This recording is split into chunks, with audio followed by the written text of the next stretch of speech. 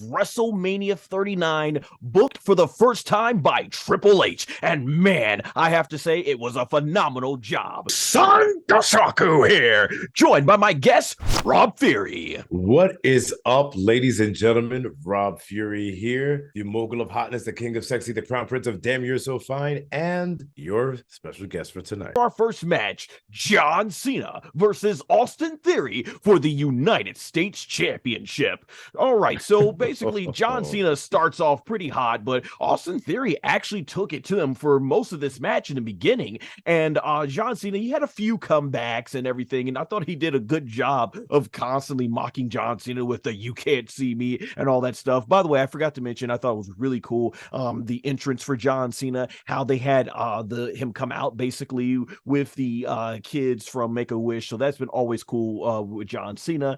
Very touching. Yeah, definitely. And then Austin Theory, of course, when he was getting right over most of the match, John Cena didn't make that comeback with what is most of the internet fans have called it the 5 moves of doom, except there was no doom this time. You had John Cena go up for the AA, or if you were a really old school fan, the FU. That's what my generation remembers it as. True. He went with Austin Theory, and basically Austin Theory's feet hits the referee, and this is where you knew it was going to be Shenanigan City. And that's basically from there where Austin Theory was able to get a low blow in, hit the A-Town down, and get the 1, 2, 3 when the referee comes back to 2, and John Cena is defeated. Now, here's my thing. Was this the right move? Yes. Austin Theory, the up-and-coming young star, should be going over a veteran like John Cena. He's a legend in the business. There's nothing left for him to prove. So, yeah, that's right. But as with everything, they once again could not make Austin Theory win the match clean. And that's the problem. You have to establish this guy as somebody who is credible. This didn't really do much in order to legitimize him. Had he picked up a clean win against John Cena at WrestleMania on the biggest stage, that would have made him a truly great, just star on the rise. And there will be a match we talk about later where I felt they did do that. But that's basically what I got to say. It was an okay match. Like I said, great finish, but man, I just wish they would have made Theory look more legitimate. They didn't do it the last year, whether it's Vince or Triple H booking him. That's my only thing. Rob, I'll take it over you. What's your take on this match? You see, now being someone like, of course, we know I've been a wrestler since 2009, and I have been really extremely busy with my with work and just life in general. So I am not watching the product very well. So I'm very glad that we had the fantastic people in Too Sweet Cosplay in the group literally give me like a blurb of exactly the storylines, what's going on, and the prefacing. So just shout out to them, by the way, who they got a wrestling panel at C2E2. We're proud of you. Just letting you know. Very good stuff. We appreciate your help and you guys being awesome. But so I want to preface with that first. So seeing Austin in Theory, just like it's so funny. It's just like I kept seeing, like, he's like Stifler from American Pie. He's like that guy that you just want to punch and you can't stand. And like I'm not very used to seeing Austin Theory, but like just seeing how, first I was wondering, how did he get onto a platform with John Cena, a legend like John Cena? And then just seeing how he works, I'm just like, all right, I see like a young Randy Orton forming, and I just see that he could get somewhere. But yet again, it's just like, I feel like the WWE is not putting all their eggs in the Austin Theory basket for the simple reason that he's just a little bit lacking on the mic still. Like in ring, he is solid, but I just feel like he's still lacking on the mic. It's kind of like reminiscent of Roman Reigns when Roman Reigns went against John Cena, and then John Cena basically roasted him about forgetting his promo.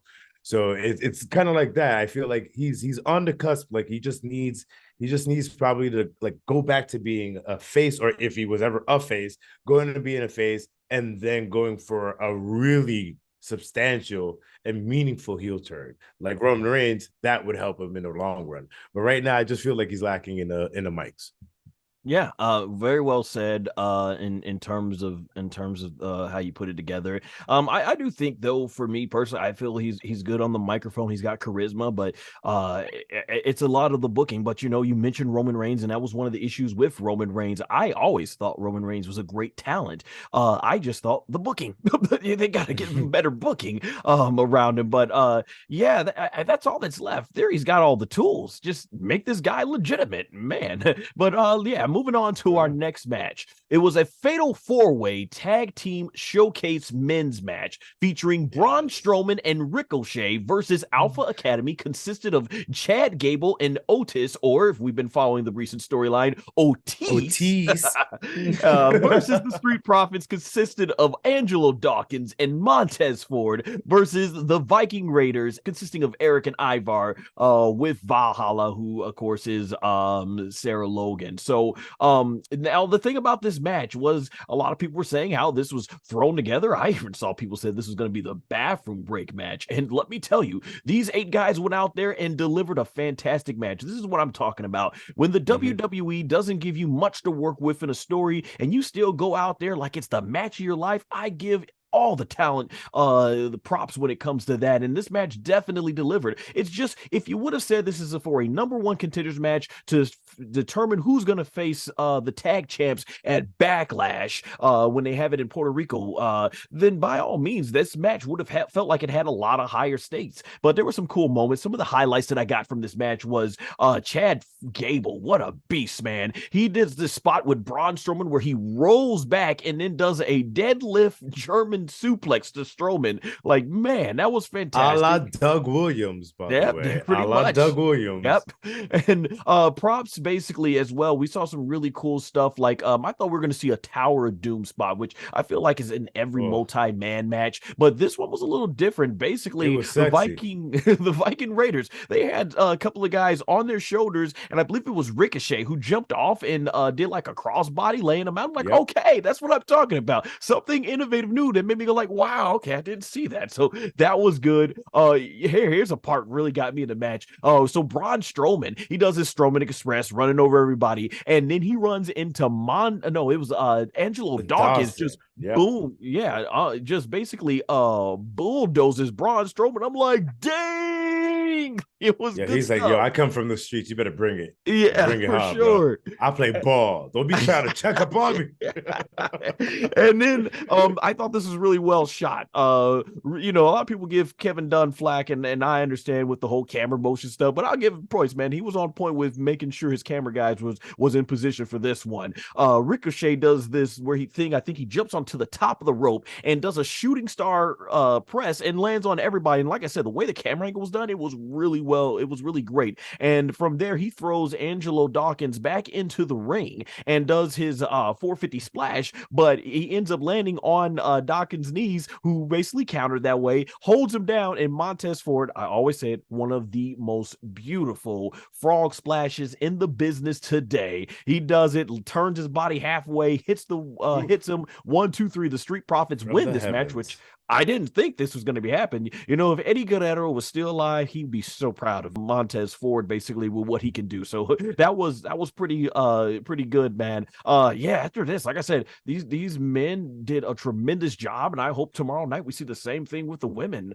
when they do their fatal 4-way tag match. So like I said, it was a showcase match. It was really good. My only complaint is I just wish this would have been the number 1 contenders match. Rob, take it away. What was your thoughts on this match? And it was kind of thrown together, but these guys delivered anyway.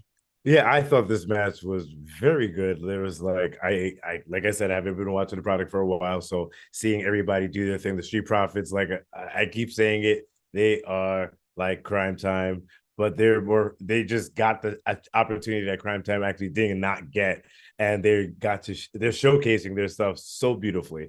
It's great. And just seeing like Chad Gable, he's like seeing everybody there. Chad Gable's the smallest person, but he's just a workhorse. There's a workhorse, and just everybody they had such great chemistry, just pulling these things together. I did notice something though. Otis, like he's a big boy, but that he is. He sweats in some of the most inopportune places. And when you just see him just squatting over to the rope for the Tower of Doom spot, you just see butt crack full of sweat, and I'm like, oh, okay. What's his name on commentary? Shout out to Titus O'Neil, who I thought was great on commentary. Whatever he does it right. Yeah, he was mentioning all the sweat during that. So much sweat, but like I definitely gotta say the Street Profits. They are a great tag team. They're up and coming. Like, I'm not saying that they are there yet. They're not. I don't think that they're at the level of the Usos, but they are literally they're close to it. Like, they just need one breakout match, and then that's it. Like, they've got it. They've definitely got it. Oh, snap. You just listen to the Matrix. But like, they've got it all. So I want to definitely say congrats to them. Yeah, I actually agree. It should have been a number one contenders match that would set up, because everybody knows WrestleMania. That's when, you finish a lot of storylines and then you restart. And this would have been a great way to, start, the Street Profits onto somewhere around Survivor Series, winning the belts or something like that. But that didn't happen, of course, because of stuff later on that we're going to talk about. But nonetheless, everybody did a phenomenal job. Like, everything mattered. Everything looked like it was hard hitting, and it worked. So congrats on that fatal 4-way match. Oh yeah, man, for sure. We're gonna move on to the next match. Seth freaking Rollins versus Logan Paul. Man, so God. Alrighty, I know, Rob, you haven't been watching, but and I don't follow Logan Paul at all, so I've heard... I can't stand him. I can't stand him, and I will preface this right now. I do follow crypto, and I don't approve of Logan Paul being in the WWE. It's absolutely horrible that they are supporting someone that literally has stolen from millions and millions of his fans. And on top of that, like, granted, I will give you props. The guy is athletic. He is a decent worker. The guy, he shocked me. But as a human being, I do not like him as a human being for what he's done in his endeavors. So that's all I gotta say. And I just got a point before we go into the match. I learned to respect Seth Rollins. I like him now. But man, this gimmick that he has and the clothes, and oh my God. I'm looking at him, I'm like, is he okay? He's wearing that's a Shawn Michaels outfit, the chaps, but it's bubble wrap. I don't what? So yeah. Well, yeah. Hey, that's where I was gonna start off with these entrances. And let me say, it's cool to hear your perspective, because I don't follow Logan Paul. I'm a big wrestling fan, so that's kind of the most I've ever dealt with Logan Paul is seeing him in wrestling. And I'll give him that. I've heard a lot of not a lot of great things about him for sure. But when it comes to performing in that ring, man, the guy's on point. I give him that. Yeah, he takes it serious. He's good. But as you were mentioning these entrances, so Logan Paul had a very Shawn Michaels WrestleMania 12S type of entrance, and Seth Rollins he had a special orchestra director out there who's directed the crowd with a that song and everything. So that was cool. But yeah, I'm not sure what about the get up. That was that big long red coat. I'm not sure what he had on there, but he has really embraced the sports entertainment side of pro wrestling. I'll give him that. Him and Charlotte literally they collaborated on their gear today, because they were just all bubble wrapped. They're like, listen, I'm not trying to fall on my way to the ring or something, but yeah, lackluster WrestleMania outfits this year. Well, day one, day two may be better ring gear. So. Well, we'll see that for tomorrow night. And then let's see in terms of the match here. So yeah, man, I got in my notes here, the match was great, a lot of great near falls. So I thought they built a great drama with what we had with Logan Paul getting multiple near pins. Seth Rollins was great at those near kick outs. There were so many times where it was like 99.99%, point% before you get to that 3-second count. There was oh yeah, let's talk about some angle alert. See, when you've been a pro wrestling fan for so long, you just know these things. So he came out with a mascot with his but on his energy drink, and I was like, oh, okay, something cool for his interest. And then I'm looking at the match, and I'll give WWE credit. They shot it in a way where they weren't bringing attention. So the only time you saw him was when the corner, when they would change a shot, and you see him laying off there in the background. I'm like, wait a minute, what's he still out there? I'm like, somebody's in there. So I'm thinking maybe Jake Paul's in there, but I just knew that was an angle alert. And that's eventually where we end up finding out that it was KSI, who I don't follow, but based on, once again, what I've heard from friends, I like Logan Paul. A lot of people don't like him. Even one of my, shout out to my boy Linux, who's been on some of my podcasts on my YouTube channel here. He messaged me and said, yo, that was funny what they did, and he enjoyed it being done to KSI. So they do a spot where Seth Rollins is on the announce table, and I thought it was really good how they did it, because it actually physically protect Logan Paul. So his buddy KSI is basically shooting with the what is it called, the cell phone footage, and he's holding Seth Rollins down. And so Logan Paul goes up to Ton and do, preparing for the big frog splash that he does. Seth Rollins pulls him goes off the announce table, pulling KSI onto the announce table. Now, the way they shot this, I think it was mistimed a little bit. Clearly there was enough time there where Logan Paul sees that KSI is right there on the announce table, and you know what? He's like, I'm just gonna jump anyway. So he jumps. No, because I thought the same thing, but on the replay, if you look closely at the replay, Logan Paul drinks the pure energy drink, spits it, and goes right into the jump. And I thought he spits it and looks, but on a replay, it's literally he spits and jumps into it. I'm like, okay. It was just the pull. The Seth Rollins pull was just a little bit too slow. So it's like KSI is laying there for like a good 3 seconds. Like, okay, I'm here. and this is why, folks, for everyone that's watching, appreciate it, by the way, everyone's that's watching live on Rob's TikTok, and for those of you watching on demand here on my YouTube, this is the reason why it's good to have a second perspective sometimes, because I totally missed it. To my perspective, like, he just jumped anyway, but I'm glad you mentioned that, Rob. I thought the same thing too, bro. I thought the same thing. That replays, those replays, dang it. Right. But what I liked, though, was when he did land on the KSI, this was good because he's wearing a very cushiony suit, because that's what messed up his knee back when he did the move to Roman and back in Saudi Arabia. So this actually protected Logan. There was a lot of cushion for when he was able to go on there. So I thought that was really good how they did that. And especially like, there was an injury to Dante Martin. Please get well soon, man, on that ROH show. So I'm glad they're able to do spots that are a lot more safer when I'm able to see that. Get well to Dante Martin, though. His leg snapped just like Sid Vicious. So wishing the best for him. Yeah. And then in the let's see what we got here in the next part. So Logan Paul, basically when they get back in the ring, it eventually ends up leading to where Seth Rollins is able to hit the pedigree and then the curb stomp and get the 1-2-3 on him. So that was good. I enjoyed the match, and Seth Rollins, a much needed big win at WrestleMania. It's been a while, so I knew this match was gonna kick all types of butts, and I thought it delivered. Once again, great job, Logan Paul. Like I said, I don't follow him. I've heard a lot of not good things about him, but I'll give him that. When he gets in the ring, he delivers, and we always know Seth Rollins delivers. And he was way over with everybody singing this song. Yeah. It was a fun entrance. Yeah, indeed. Yeah, Rob. Yeah, any last things you want to say about this match before we move on? Yeah, like I definitely want to point into, once we got into the nitty-gritty of the match, I will say that we were talking about frog splashes before, and I will say that Logan Paul has a very, very beautiful art bar-esque frog splash. The praying hands through the legs looking like a frog.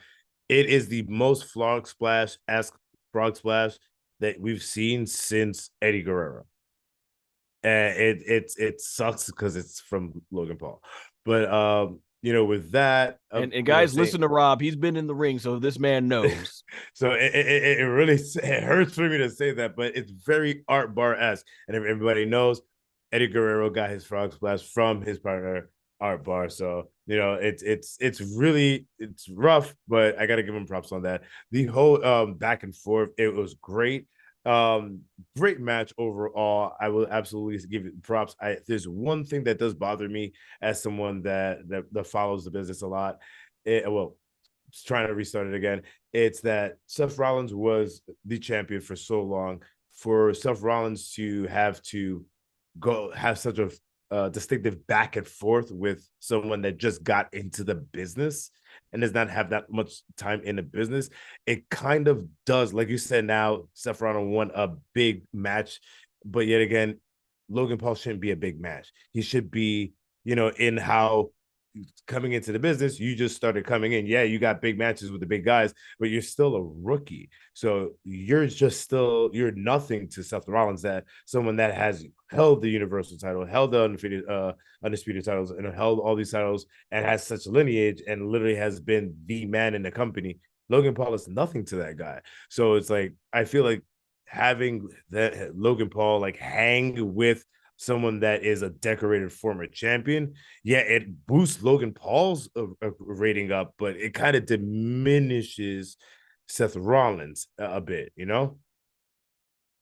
I got what you're saying in terms of an experience level, but it's one of those things where I think I just chalk it up to seeing is believing. He held his own with Roman. He can be put in there for those big time matches, and he looks good in there. If he went in there and he was looking sloppy and just botching everything, then I think a lot more people would be like, "Oh, okay, what this guy's got no business being in the main event." But you put him in that spot, and he's able to hold it on. But yeah, I get what you're saying from an experience standpoint. If we were to look at it from a story, but definitely let's move on to the next match. Becky Lynch and Lita, who both are the women's tag team champions, teaming with Trish Stratus, taking on Damage Control, consisting of Bayley, Dakota Kai, and Io Sky.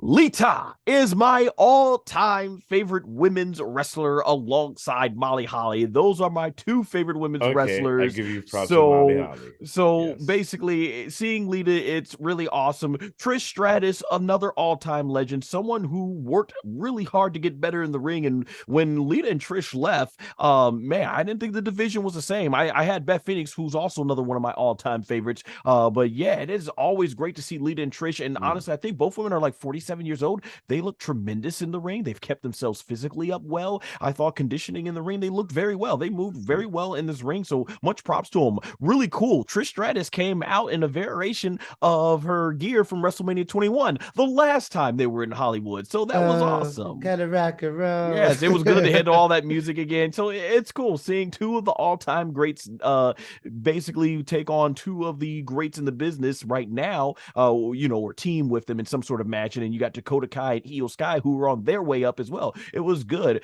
There were some of the spots that I really loved. There was I forget what the move is called. It's like the Frankensteiner move where she does like the handstand and puts her ankles around your neck. I forget what it's called. Oh my god. I forgot what the move is called, and they weren't saying that, I don't think, much during the commentary, but you all know the move I'm talking about. It's not the Stratisfaction. That's the that's the bulldog she does. But the move she does, Lita and Becky help Trish up to that, and she ends up taking her ankles, putting it around I believe it was Io Sky's neck, and throws him on the Damage Control. I thought that was really cool. That was cool. There was also one of the things I loved is the ending sequence, basically. So Trish Stratus, she hits the Stratisfaction, followed up by Io and Dakota Kai getting hit with the moonsault from Lita, and then that leaves Becky and Bayley fighting on the top rope, and Becky ends up hitting the manhandle slam, aka the Rock Bottom, which the Rock did give her the endorsement to do, and they get the pin 1, 2, 3. There's been a lot of rumors and stuff, and I hear,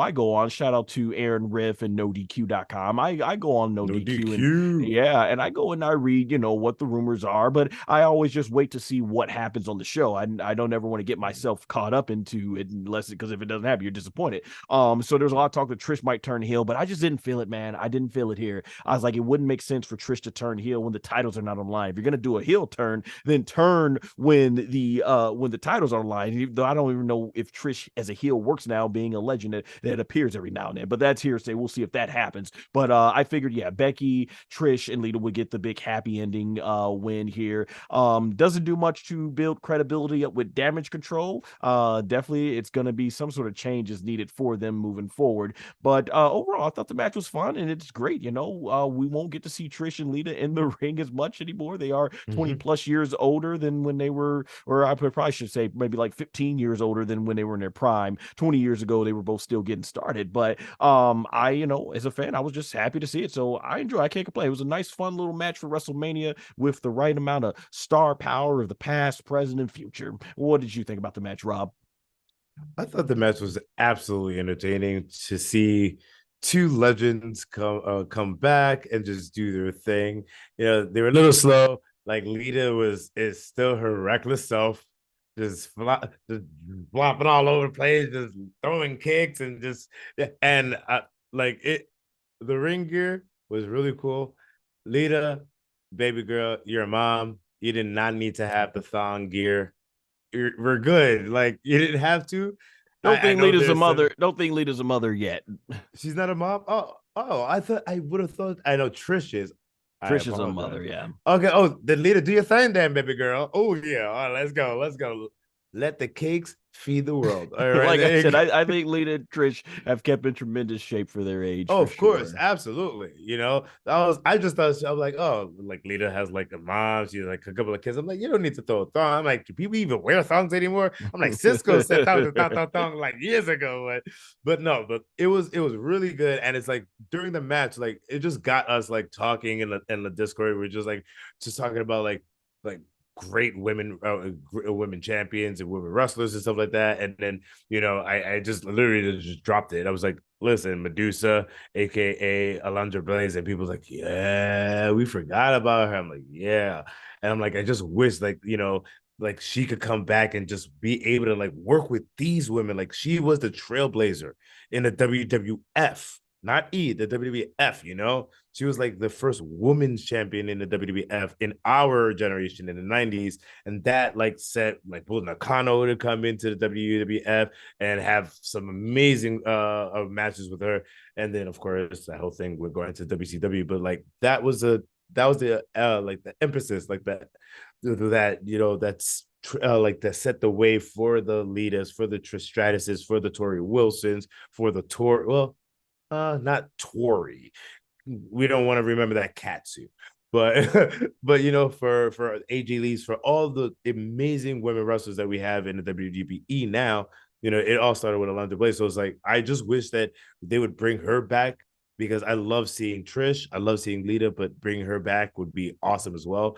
But back to the match, amazing back and forth action. The ladies like kept up with the Young Bucks, and Bayley being the uber heel, doing a fantastic job being the leader of a faction. Like, Bayley, no matter what you put her in, like, she's great with it. Dakota Kai, I feel like Dakota Kai is like starting to like finally get into herself, because I feel like she's kind of like lost in the shuffle of the group a little bit, because I see her like Io Shirai, like she's like right in people's faces, because like she's like very like more like fast, quick, snappy, and then Bayley's just the brawler and the leader. So it's like Dakota Kai is like, hey, I'm here, I'm fierce, but it's like kind of getting shadowed. But I felt like in this match she shined a little bit more. So overall, fantastic match. I have not been let down yet in any of these matches at WrestleMania this evening yet. The next match was Rey Mysterio versus Dominik Mysterio, father versus son. I believe the second time in WrestleMania history, going back all the way to WrestleMania 17, Vince versus Shane. This match had one of the best build-ups, and I know you weren't watching consistently, Rob. Yeah, this was tremendous. I thought the video package for it was tremendous. Of course, shout out to Rey Mysterio, who just went into the Hall of Fame. Very well deserved. And basically, yeah, just everything that Dominik kept constantly pushing Rey over and over. I'm not going to fight my son. I'm going to fight my son. And then he gets into his mom's face and says, shut up, mom. oh, and Ray comes, boom, blast him, and it's like, don't you ever speak to your mom that way. Oh, we're like, yeah, I'm like, that's real. That's I real. thought That's she was what about to take off the chocolates and start beating him with it. Oh, shoot. that like everybody's like, okay, we can all identify with that. Yeah, yeah, I figured it was gonna be something with Angie. And man, the entrances were great. So let's talk about Dominik's entrance. It had shades of Scott Steiner, because when I heard that alarm, I was like, holla if you hear me. little puppy pump.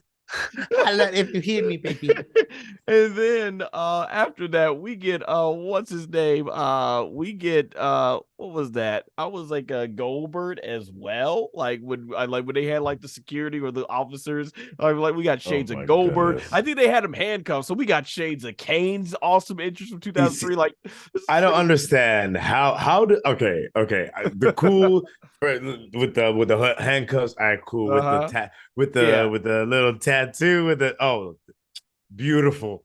That was such a beautiful touch with the tear tattoo. But how the hell do you let Dominik Mysterio go to jail in his ring gear? That's what you no.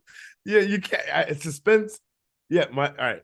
You know, yeah, I mean, I could buy into it, but no, not it was all entertainment. And that's the thing. That's the way he was playing. Like he was taken to jail in the storyline for something that would be basically, they throw him in, he gets bailed out for one night, but the way he treated was like he did hard times and he went with it, and he was playing like the delusional heel that was acting tough now because he's like, I've done hard times, I'm a hard time criminal and stuff, and it made for great entertainment. It was hilarious. And what I really am very proud of Dominik Mysterio was he's coming to his own. When you look at the way he was just even months ago, I always felt he was kind of a little monotone sounding on the microphone because he was still trying to find his way, trying to get those emotion. But then when you look at this storyline, and what I noticed in the video package is it showed month after month after month, this guy kept getting better, and now he is full of so much more emotion. Yeah, obviously he still has a huge way to go in terms of becoming like an all-time great on the microphone,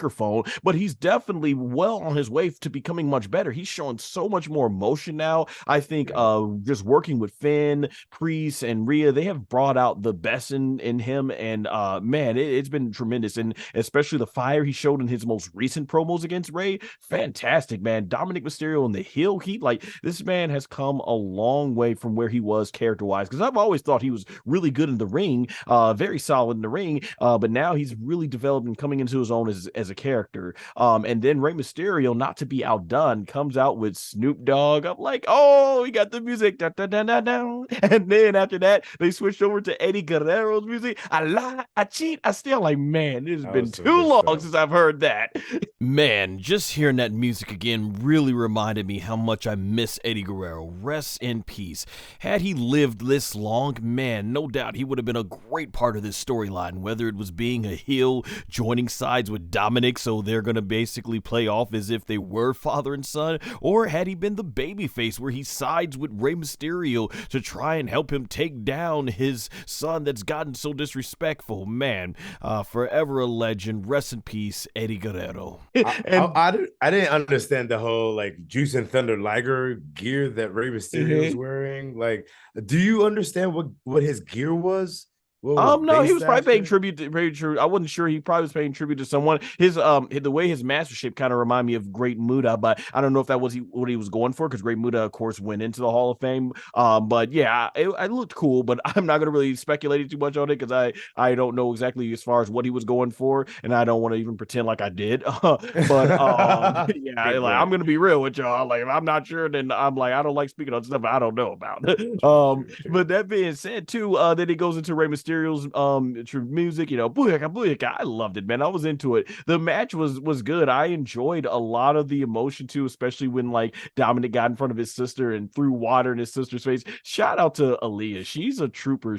The few times she's come back in the storyline, she's let Rhea push her. She's let her brother spam water. So I think it's really cool how she's always willing to, just like take something for the team in order to advance the story. And then I remember when he gets into his mom's face trying to tell her to shut up again, and Angie smacks the crap out of his face. I'm like, oh! And I remember growing up as a kid, hearing about teachers who, because back when I was a kid, the way our teacher would be like, if I would have told my mom that, they would have slapped the taste out of me. And we were all like, they slapped you? Like, back then you could do that. You can't now, but you could then.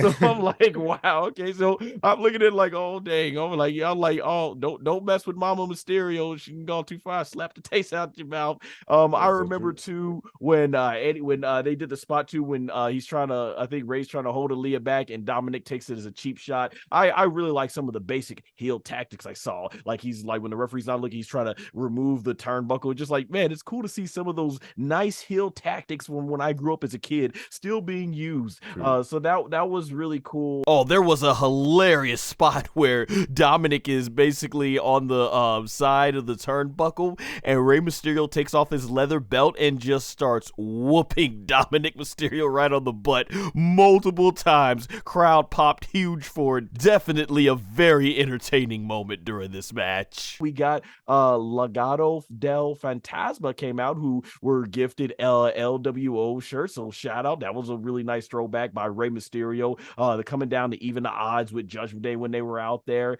So I figured this match was gonna have probably a screwy finish when you had all this interference going on, but eventually Rey Mysterio, he hits the 619 and the frog splash on Dominik. 1, 2, 3, and I was like, oh, he's not putting his son over on the grandest stage of them all. I chose Dominik. I chose it on Noni because I'm like, okay, everybody did.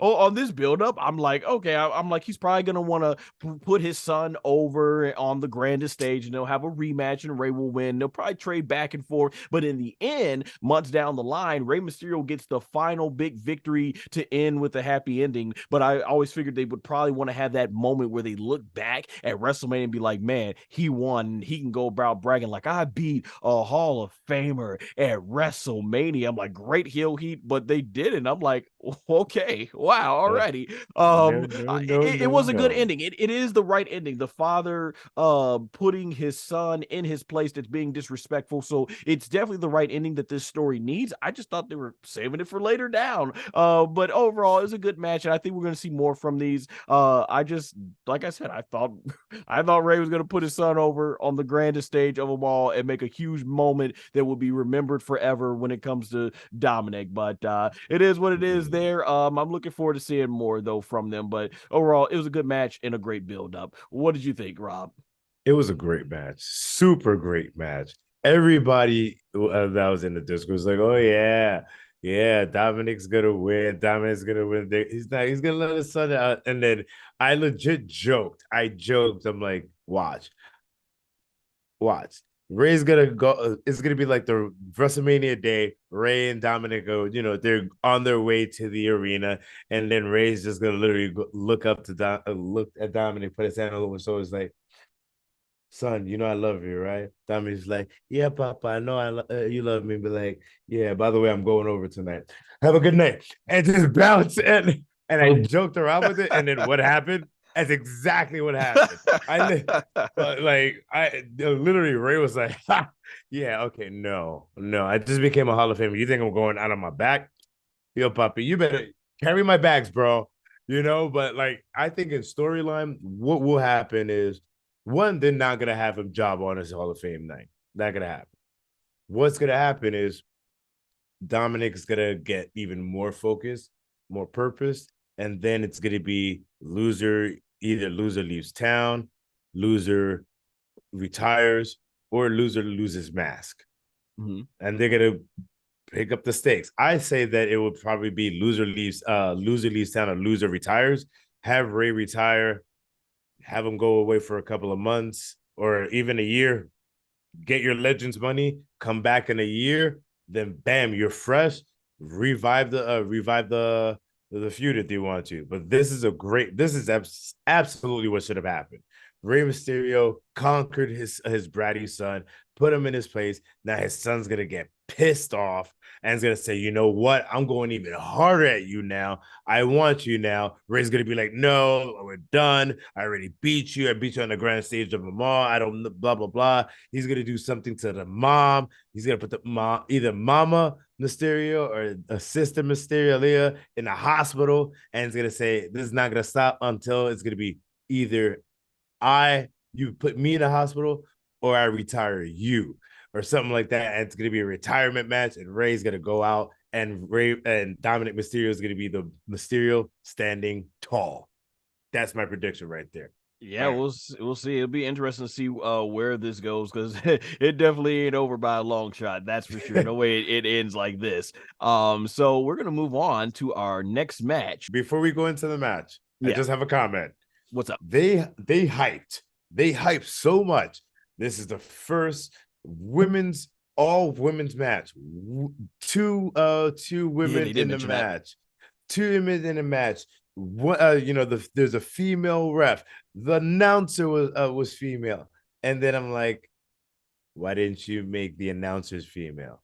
Why didn't you make the people behind the desk female? Why did Michael Cole have to do that? If you wanted to make it all female, go all the way. Have Trish and Lita come back out and do it, and have the legends announce this legendary match. It would have made so much sense. And literally would have been all female centric, and it would have been super cool. Like saying, yeah, two amazing women in the ring. We have a female ring announcer. We have a female ref. Give me the female announcers.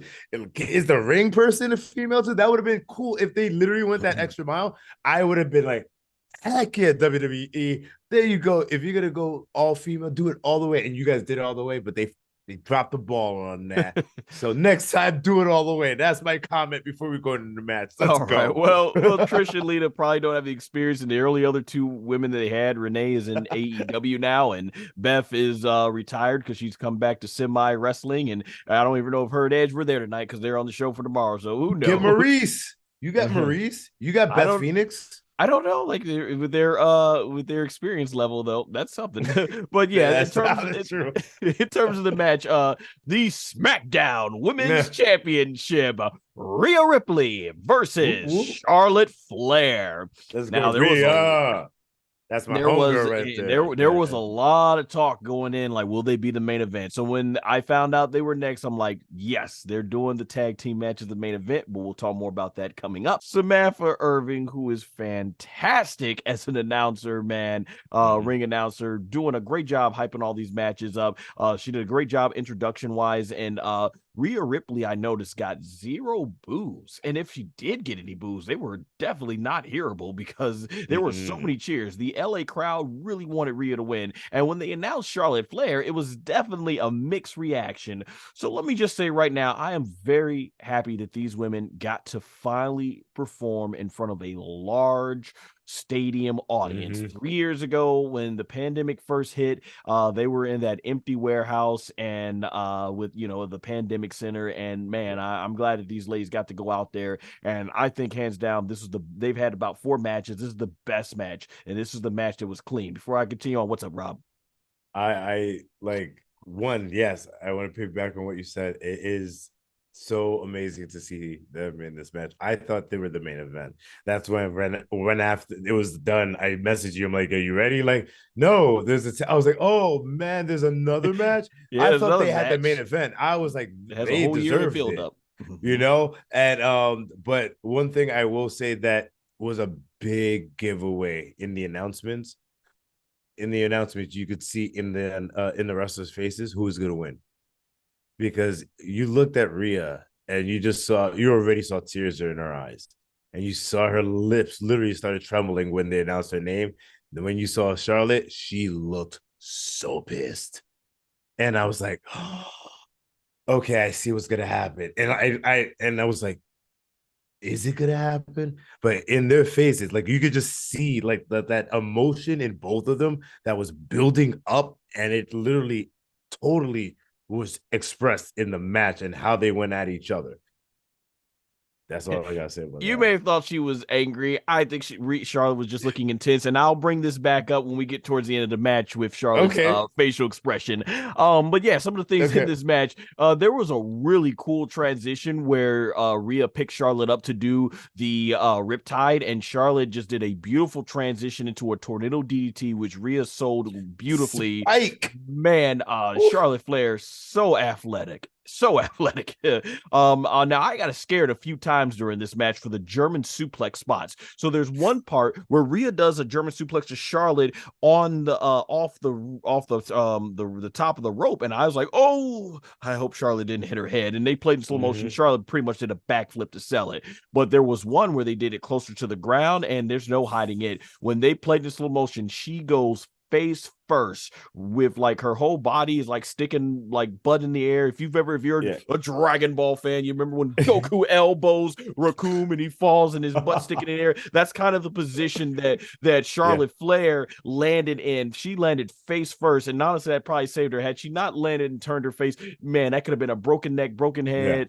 Oh my gosh, it was some scary. She has a broken nose, hands down. She has a broken nose. It looked like her nose got messed up during it. But what I loved about the match is it felt like both women were going at it. They were going at it for the richest prize in the women's division. Like it felt brutal. It felt like a fight, like just two women really going at it saying, I'm the better one. And I love when you can bring that realism to the match. It really gets me into it in terms of just seeing like, man, this is a war that we're seeing. And there were some close near falls that they were doing. And I thought we were going to get a screwy finish when Charlotte almost ran into the referee. And I was like, oh, and she puts on the brakes, and then Rhea hits her with the headbutt, and then goes into the shoulder, and then lands the riptide. And Charlotte kicked out of the ring. I'm like, oh man, it had me on the edge of my seat. There was another close near fall when Charlotte hit a spear on Rhea, and Rhea kicked out. I'm like, okay, we're going here. This is going good. But what I really loved was the finish at the match. After this great back and forth action that Rhea and Charlotte were showcasing, they're on top of the rope, and Rhea, she grabs Charlotte by the head and jumps off and basically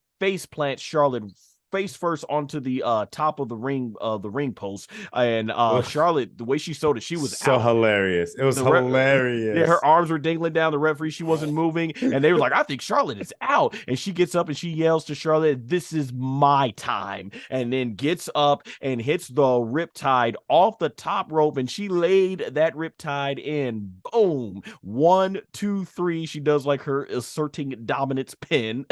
And then 1, 2, 3, Rhea Ripley wins 100% clean as a whistle. And this goes back to what I was saying earlier in the review. You want to put Austin Theory over and convince the audience that he is the real deal. You have him beat John Cena as clean as Rhea beat Charlotte Flair.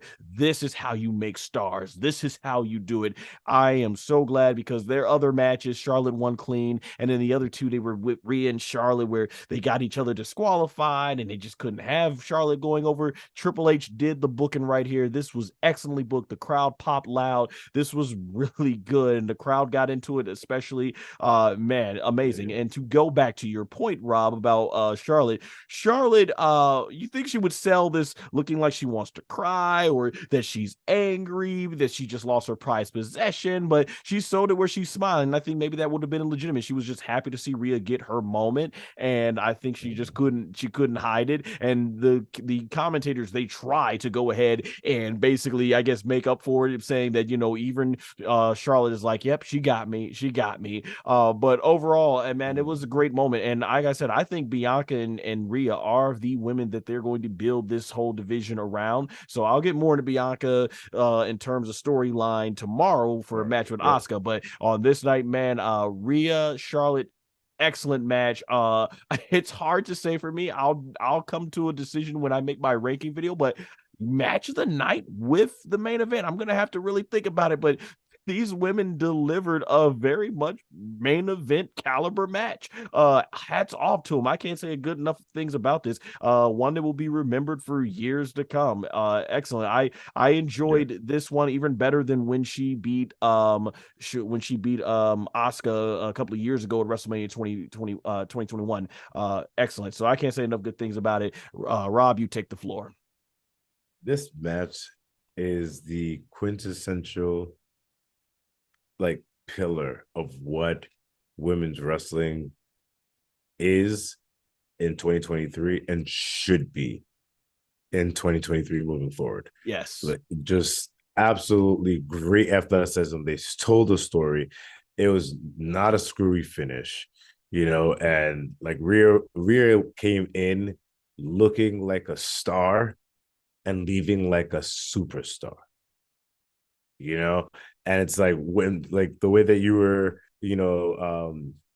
seeing Charlotte's face, I saw it like me being, having it's weird that I have the wrestler brain of someone that's been in the wrestling business and know the psychology of how things should be, and then understanding that it's the WWE, so it's not going to make sense.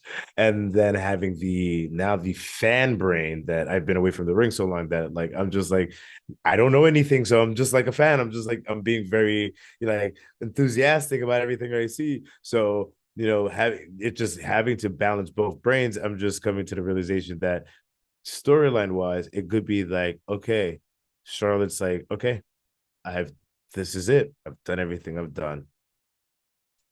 Good for you. I'm going to retire. Or she's going to just leave and come back. And then she's going to come back even stronger than ever, and then just demolish everybody one more time and then retire, because I don't believe Charlotte Flair has anything else to prove. The WWE has literally solidified Charlotte Flair as the quintessential woman wrestler of WWE. She's the female Ric Flair for the women's division in the WWE. Like that's what the WWE has placed her on, and in the history books, unless someone comes around and dethrones her, that is going to be her place. So I feel that she doesn't need to do anything more else in the WWE. She could retire, start going into movies like a lot of the people in the WWE are doing. That's what the machine is doing nowadays, taking wrestlers, making them into movie stars. Batista, The Rock, John Cena, now Roman Reigns, and The Miz. So, have her do that and then be in the Hall of Fame in the next 2-3 years. Right now, this should be the passing of the torch moment, Hogan to Warrior moment, except back then it was tainted by Hogan still. But this is like that. It is like the Stone Cold Bret Hart passing of the torch moment. I feel like this is a quintessential passing of the torch moment where the champion will start their descension into the sunset. Nice, very well said, man. We're gonna definitely see. I don't think Charlotte's done by a long shot. I actually believe that I think she will be next to take on Bianca Belair if Bianca wins tomorrow night. But we can talk more about that later on that tomorrow night. But yeah, this is good, man. This is, like I said, this is exactly what they need to do to really build Rhea as a star. All right, moving on to our next match. Well, hold on, question. Yeah, what's up? Before we even move on, I have a question. Now, do you think, this is speculating storylines, do you think that now that Rhea is a champion and the rest of her stablemates aren't a champion, she will become the eyesore of the group, and everybody's gonna start being jealous, and then the group's gonna break up like that? I feel like it could be an evolution type of situation that they're happy, but now she's the champion. All the attention's on her, and they're gonna get jealous. No, because I think big plans are in store tomorrow night when we get to Finn Balor, and I'll talk more about that tomorrow night for tomorrow for that Hell in a Cell. So I think it's gonna be a pretty good day for the Judgment Day minus Dominik. But moving on, he lost his match. All right, so Nick Khan, CEO of WWE, the pretty much top guy in charge, just right under Vince McMahon, basically worked everybody when he said there was going to be no Pat. They haven't contact Pat McAfee because Pat McAfee shows up and Michael Cole goes crazy on commentary. Ever since Triple H took over creative, I love the freedom he gives Michael Cole on commentary. So Snoop Dogg is back out there and basically ends up making an impromptu match with The Miz, and this is basically a showcase match for everything that Pat McAfee can do, and he basically squashes The Miz, and I don't follow football, but the guy that came out was part of the 49ers. He gets involved, and and I think that could have been a disqualification. And shout out, it should have been probably disqualification because Rob, you were pointing out all night. I know that there were several things that should have been disqualified. Whether it was NG slapping Dominik, Dominik's mom getting slapped. Yeah. That's a DQ, ref. Right. or I was like, can they use the table that way in Logan Paul and Seth's match? So I don't know what was going on with the referees were just being real chilled with the rules. It was ECW rules tonight. That's but yeah. Anyway, Pat he ends up basically defeating the Miz. All right, I love Pat McAfee. He's been one of the best things they've had on commentary, honestly. But I don't know if this was necessary. This is a bathroom break. Legit. I literally went to the bathroom. I would have much rather seen, maybe Pat didn't have the time, so if he didn't, understandable, but I would have rather seen Pat call the show with Corey Graves and Michael Cole than do this. It felt like towards the last hour they were just doing certain things like in this match to kind of just make sure we get to that if you're on Central Time 11 o'clock hour basically extended for that last hour or something. But anyway, it was fun, but like I said, I don't know if it was necessary to do this to the Miz, man, who was, in the main event a decade plus ago. That being said, moving on to the main event. Damn, you were not even giving the Miz even just you know what? Second. I'm sorry, Rob. You're like, let's just move on. Well, hold on. I'm sorry. I forgot you were in it. Anything you want to add about this? This match was trash, and I went to the bathroom. Let's move on. Okay. That's so bad. It's such a shame that the Miz, like literally, he's one of the hardest working people in the WWE. He is literally the new John Cena. And they just they job him out like this. They wouldn't job out Cena. I want to emphasize, I can see somebody out there like, what do you mean the new John Cena? The new John Cena, as in the new corporate guy that the WWE relies on. He does everything that they say, movies, appearances, Make-A-Wish. He is there. You want him to job, he will job. You want him to win, he will win. Whatever you want. The company guy got you. Yeah, he's a company guy. Yeah, he is very loyal to the company. Yeah, like I said, and Pat McAfee, he's fantastic. But I like the matches when he's built up. Like his stuff with Corbin and Austin last year was good stuff. Also, I think Michael Cole mentioned that there are 2 undefeated announcers in WrestleMania history himself, which is true. And I think he said Pat McAfee, but I was like, Pat McAfee, who's been doing these impromptu matches, he lost to Vince McMahon last year. So Cole might have been wrong on that one. I think he was, because Vince got an official win last year, his first ever WrestleMania win. But let's go on to that horrible match with the most botched stunner of the world. Stephen Austin was cracking up at it. It was entertaining. Oh my gosh. It's like an old mummy taking a stunner. But hey, that was last year. This is this year. But you know what's really cool? Because our main event was Kevin Owens and Sami Zayn versus the Usos, consisting of Jimmy and Jay.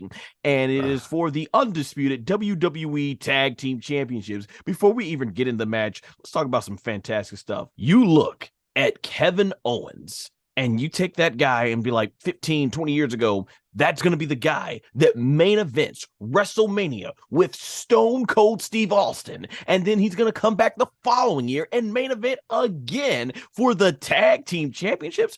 A lot of people would have looked at you like you're crazy. But you know what?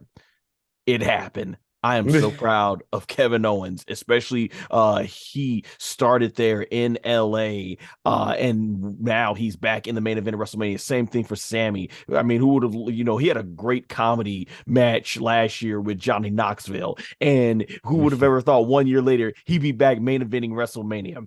And man, when you talk about tag teams main eventing WrestleMania, I can't think of anyone more deserving of the honor than Jimmy and Jay, the Usos. To me, they are arguably, I would even put them top 5 greatest tag teams of all time in WWE, and maybe in professional wrestling top 10. These guys, man, they've come a long way. They're certainly, I think, the best tag team in the modern day for WWE. So honestly, these four guys, man, I think they are deserving to get this spot. The buildup over the last year has been tremendous. I have done so much in these reviews talking about the awesomeness of this bloodline story. It's one of the reasons why their matches and the ranking matches that I've been doing for Survivor Series 2022 and Royal Rumble 2023, I ranked there so high. So, I mean, excellent. The acting, the emotion, and the storytelling, just it's been fantastic. So they had a lot to deliver here, and I'm glad that it made the main event, because with Triple H in charge of creative, he had to know. He had to know from firsthand experience, getting the main event at WrestleMania 18 with Jericho, only to be overshadowed by Hogan and Rock, getting the main event at WrestleMania 25 with Randy Orton, only to be overshadowed by The Undertaker and Shawn Michaels. He had to know, you got to put this match, the emotion's going to be off the charts. And man, yeah, the match started off a little slow, basically, as they were, doing the filling out process. But then quickly, man, fans were getting really into it. There were so many super kicks in this match, I will say. They spammed the crap out of them super kicks. And there were so many near falls, man, in this match. I really love a lot of the storytelling element that we had with the trash talking of Jey Uso when he's got Sami Zayn. They're doing like multiple double super kicks in the corner. There's even a part where the Usos put Kevin Owens basically on the announce table, and they help him go out. And like I said, I'm questioning if this was legal tactic. There were so many matches on here. I'm like, is that legal? They were really lacking shenanigans. You could say shenanigans. A lot of shenanigans. I'm like, well, my gosh. But yeah, like I said, great storytelling with, there it is, Jey Uso slapping Sami in the corner, basically saying, yelling, "You was my brother.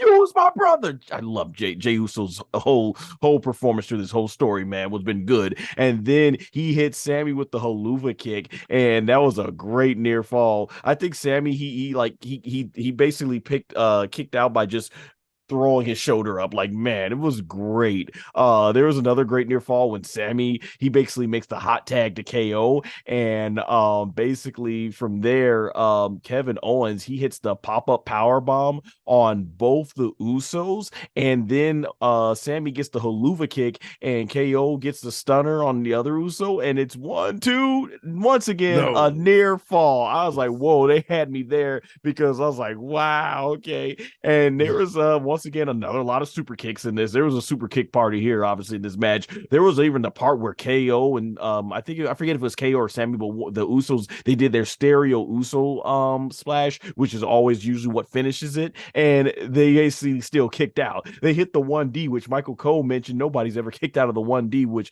was granted down to them with the Dudley Boys blessing, and they still kicked out. So man, the emotion was running high in this. I'm like, dang. All right, I was on the edge of my seat, man. He even had Kevin Owens. He hits the the ending sequence, though. This had all the emotion. So Kevin Owens hits the twisting suplex off the top rope to Jey Uso, and then tags in Sami Zayn, and he hits the haluva kick basically twice, I think, to Jey Uso. And for the longest time, he's just staring there. And I'm like, basically, once again, going back to Dragon Ball, when Goku had the Super Genki Dama, aka Spirit Bomb, and he's with Kid Buu, and he's just sitting there basically talking about how great of a opponent Kid Buu is, and they go to the family and they're like, Kakarot, dead father, do it! That's literally was me. I was like, finish him! Finish him! And he's just sitting there, and I'm like, finish him! And I think that's when Uso got back in the ring, and I'm like, crap. And then he got laid out with a stunner, and I'm like, all right, now's your chance. And he's still sitting there, and I'm like, finish him! But Sami Zayn finally gets the haluva kick on Jey Uso, 1, 2, 3, and that audience explodes. That great shot of them panning out, people jumping up and down, tears of joy. Kevin Owens and Sami Zayn, beautiful embrace, holding the undisputed tag team championships, pyro growing off. The emotion was at an all-time high, and I felt this was the right move, because there's nothing really left for Jimmy and Jay to accomplish as tag teams. They've broken all the records, basically. They are the longest tag team champions in WWE history, so I could see it, unlike in our main event tomorrow night, where there's a certain champion who hasn't reached 1,000 days, and that's why I'm like, it's close between him and Cody, but more about that tomorrow night. But this was excellent. This was a heck of a tag team championship run from the Usos. The story built up for Carriol and Sami Zayn. I'm glad they got their moment. I'm glad Kevin Owens could say I main evented WrestleMania twice. I'm glad Sami Zayn said I can say I main evented, and I'm glad the Usos could say they main evented. It's like, man, this was tremendous. Like I said, it's going to be very tough for me. From as far as which one, I think I may have liked the in-ring work with Rhea and Charlotte better, but the storytelling and the emotion and everything behind this, man, this is good. It's gonna be a tough one for me to rank, but yeah, this is an excellent main event, and it topped off what I thought was overall a phenomenal WrestleMania Part 1 booked by Triple H, and I'm confident with Triple H booking too. This is why I love Triple H being in charge of creative. I know he still says Vince McMahon gets some of the say so, but you could just really tell how Triple H booked this whole WrestleMania, that he did not want to BS the fans, and man, I can't really say anything. Everything delivered on this show, and so did this main event. So before we wrap up this review, Rob, what was your thoughts on the main event, given the tremendous build up behind it?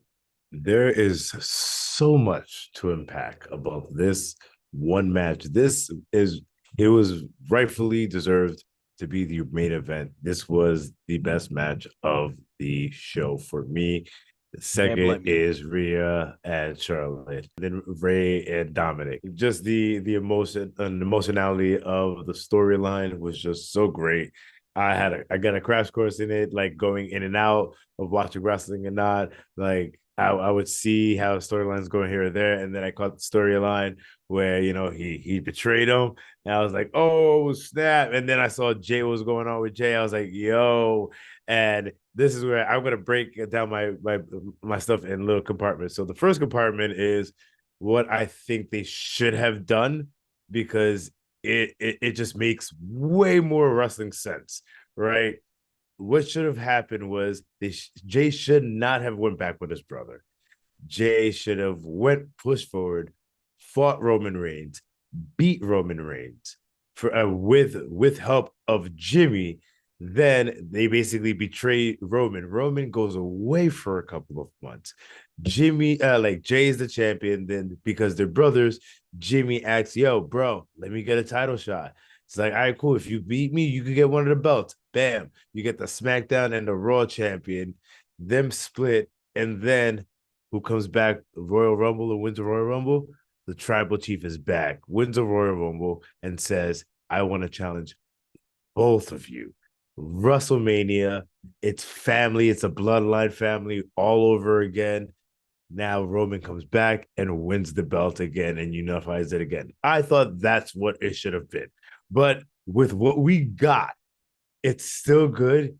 I believe we should have went that way. But with what we got, it was just so beautiful. You just see like the brothers just like where it's about the family, and then you like how the WWE package how El Generico, aka Sami Zayn, and Kevin Steen, aka Kevin Owens, were friends in the Indies. They were thick and thin no matter what. And now they had their rifts. Like every other friendship has rifts, but they came back together. And then coming from it's like that Drake song. Started from the bottom, now we're here. Like literally, that's what they did. They started from the bottom with each other, doing PWG, touring the Indies, going to Japan, going to Mexico, going to Canada, working their way up to get into the WWE.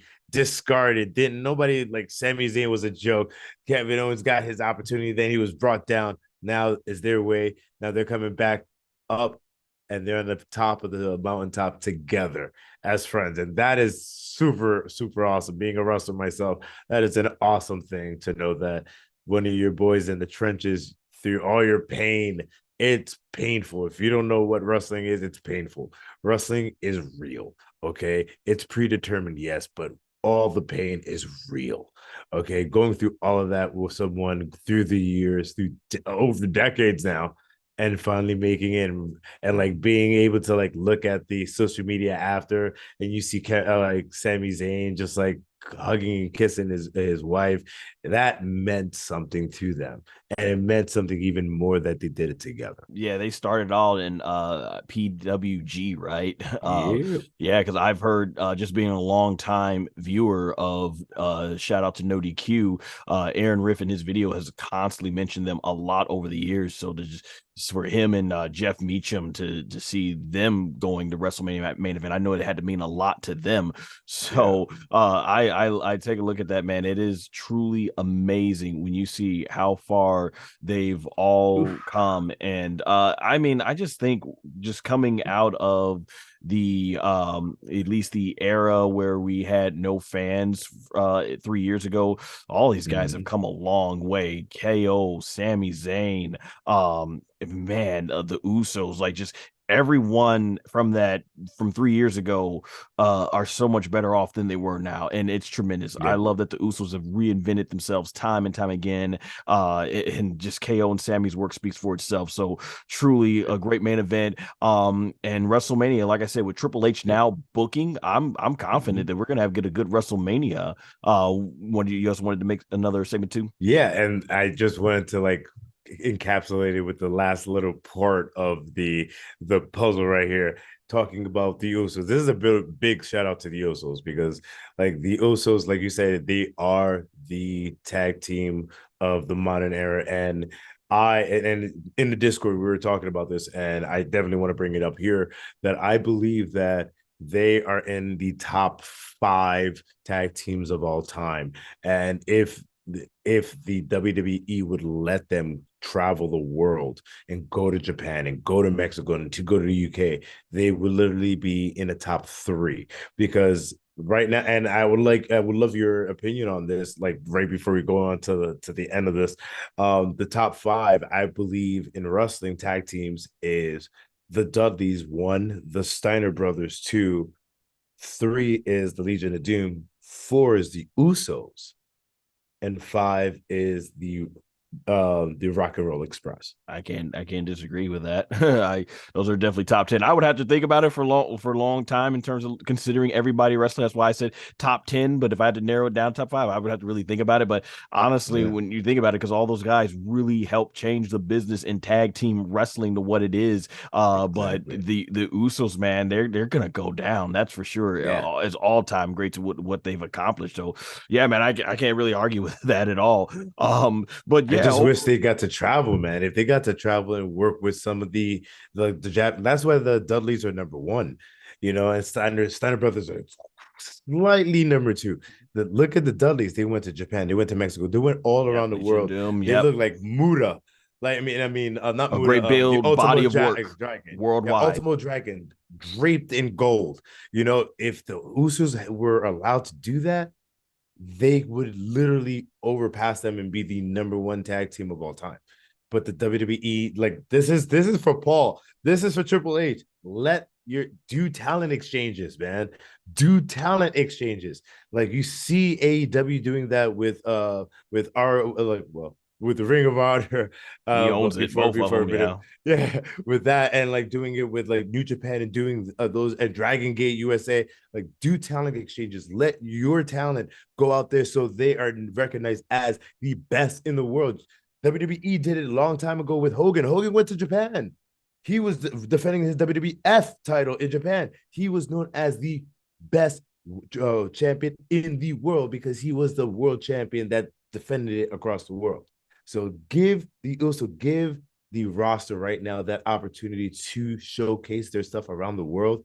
I bet you right there, instant megastars, and they will show that the WWE way is the way that needs to go. Well, hey, definitely. It's something I would love to see Triple H. You talk about so much forbidden doors. Yeah, open some more of these forbidden doors to see WWE stars like they did with Great Muta and Shinsuke Nakamura. Love to definitely see more of that. One thing I didn't mention last time we did our first review is this whole stadium, SoFi Stadium, from the outside to inside the stadium to the beautiful, gorgeous set that they made was glorious. Like Bobby Roode, glorious was. It was one of the most beautiful setups I've ever seen. I just really wanted to make sure I give that acknowledgement. Before we get into the matches, Rob, did you enjoy the set as well? The set was really cool. I would say that WrestleMania is known for its elaborate sets. It was just all, like LEDs and lights and screens. And it's cool. Like when Roman Reigns came out, I was just like, somebody's gonna go blind with all these lights.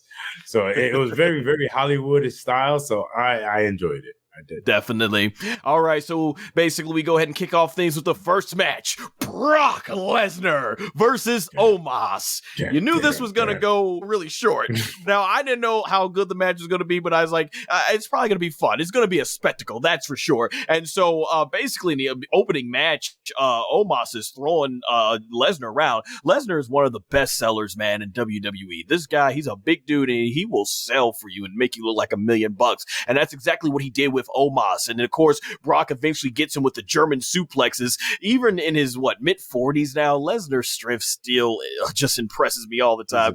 Freakishly strong dude. I was around when he was doing this to the Big Show, so I appreciate the commentators acting wow over it, but I was like, I've seen him even bigger throw him around, but it was cool. And of course, Brock Lesnar eventually hits the F5 and gets the 1-2-3 on out of there, got his big WrestleMania payday, and probably back off to Canada. It was a short spectacle. Like I said, I thought it was really good for what it was for the first part of the show. Didn't overstay its welcome. Fun little match. So yeah, I got about what I thought it would be. How about you, Rob? I did not know what I was getting into with this match. To be honest, I was just like, okay, Lesnar looks like a child. Looks like a play toy compared to Omos. And then the match started, throwing him around just like a rag. I'm like, oh, they're gonna do something with this guy. And then the match actually happened. And then I'm like, oh, so he is kind of like a cross of Great Khali mixed with like Nathan Jones. Oh, that's right. This is one of the first Omos matches you've seen. Oh, if you want to call it a match, yeah. It was more so, hey, Lesnar, roar. And then all of a sudden, oh, my time's over. All right, roar. Just getting thrown around himself. But I thought the match was, to start off WrestleMania, it was a very interesting, fun spectacle. And of course, it's WrestleMania, so it's a spectacle in itself. So it was a good match to start the night. Yeah, definitely. And I enjoyed Omos doing the body slams and everything. But moving on to what, and we might have a different opinion, what I actually feel was one of the weakest matches in this entire WrestleMania card was the women's Fatal 4-Way Tag Team Showcase match. Liv Morgan and Raquel Rodriguez versus Ronda Rousey and Shayna Baszler versus Natalya and Shotzi versus Chelsea Green and Sonya Deville.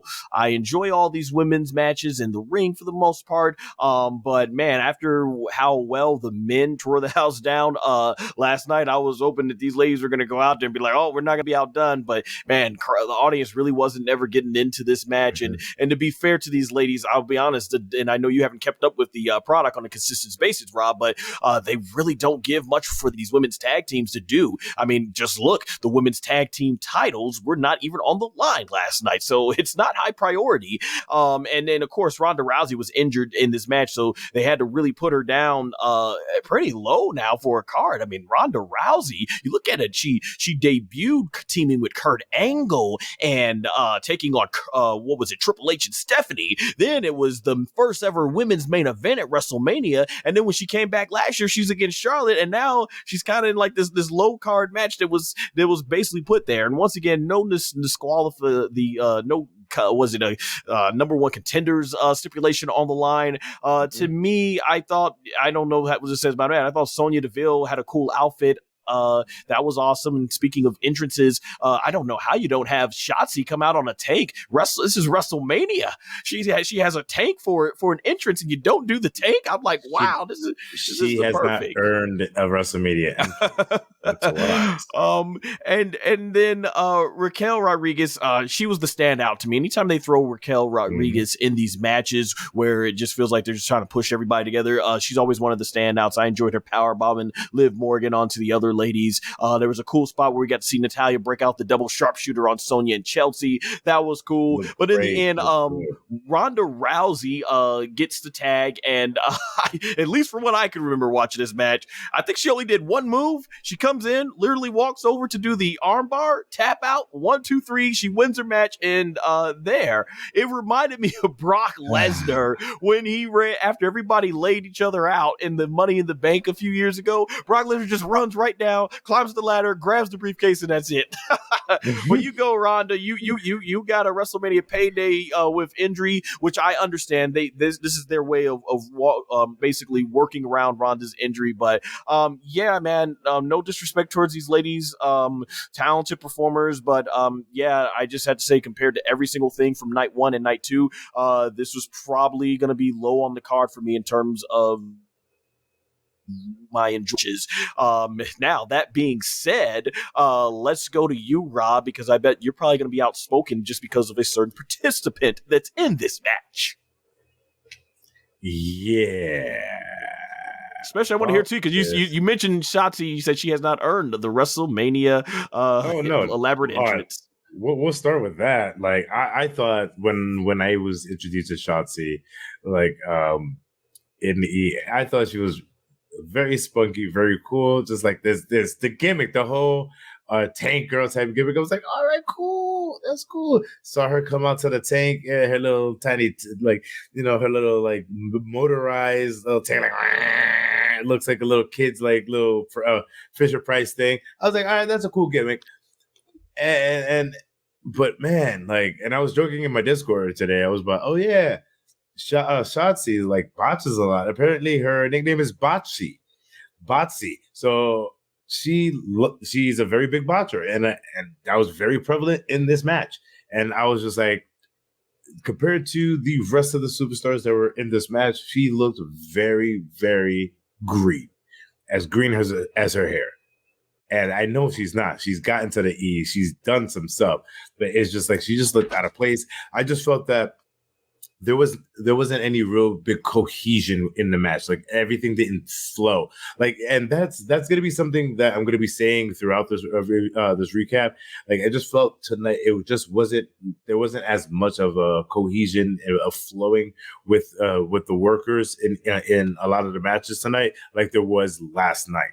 And just to finish this off, Ronda Rousey, like, talk about one of the most overrated wrestlers in the WWE right now, and I've called a lot of people overrated, but I'm sorry, like, I just don't think Ronda Rousey has earned the dues and paid her dues to earn the accolades of being a women's champion, to being like a tag team champion, to even being just pushed up. Like, if they brought her in like they brought in the Miz, that she has to start from the ground bottom up and just grind her way, perfect. But because I am a wrestler and I know a lot of wrestlers, and it took a long time just for an opportunity just to get a tryout with the WWE, for her to get fast pass, especially with her, with her background in MMA, and she's known as a sore loser, and she's shown it in the WWE as well. I lose, I'm taking my ball, I'm going home, I'm going to do my own thing and then come back whenever I want. You haven't earned that right. Undertaker has earned that right. Stone Cold has earned that right. Brock Lesnar has earned that right. The Rock has earned that right. Ronda Rousey has not earned that right. Well, you know what? I am a Ronda Rousey fan, but even I had to admit that this latest run of her, man, I'm not sure what's happened. It's unfortunate and stuff. But hey, the star power is what got her there. But yeah. I can definitely understand where you're coming from, because you being a pro wrestler and you working your butt off to even get to these opportunities, I can definitely see where you're coming from in terms of that. But moving on to our next part, we had Bobby Lashley came out to pose with the crowd with the Andre the Giant Battle Royal, the Andre the Giant Memorial Statue. Battle Royal,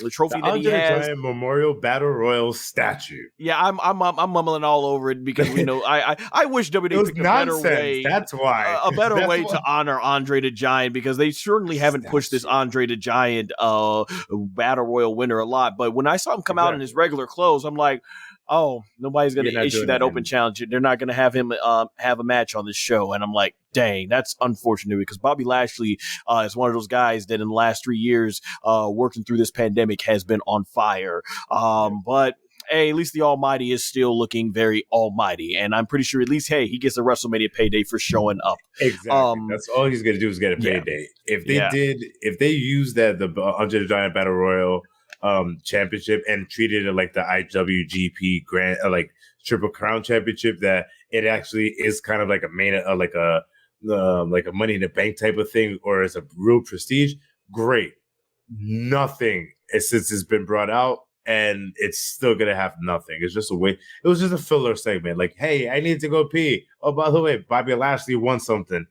You guys celebrate? So it's too bad. I was waiting to see who he's going to face, but then I'm like, oh, man. But hey, hopefully Bray Wyatt gets soon. He's dealing with some sort of physical issue that can't allow him to wrestle right now. So get well soon.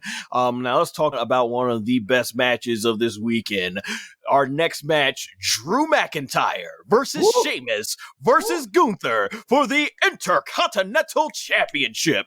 Chris Jericho has stated in an interview that he once heard from Vince McMahon himself, nobody gives an F or whatever about the Intercontinental title. Well, you know what Triple H has done with his booking? He has proven that if you put some story, I always say this, in pro wrestling, a little bit of story goes a long way. And Triple H has made this Intercontinental Championship mean something again. And the way they have gotten it on Gunther, just tremendous. I love the entrances. You knew all three of these were hard hitting. It's funny. I think, Rob, you were talking about earlier when it came to like the type of heavyweights to just get in the ring and go grr, grr. You know, when it comes to these three heavyweights, they show how much the heavyweights have evolved. No disrespect towards that style. I know was very popular back in probably like the early 80s or beforehand. But here, man, you got heavyweights. They can move, man. And I'm glad wrestling has evolved to that.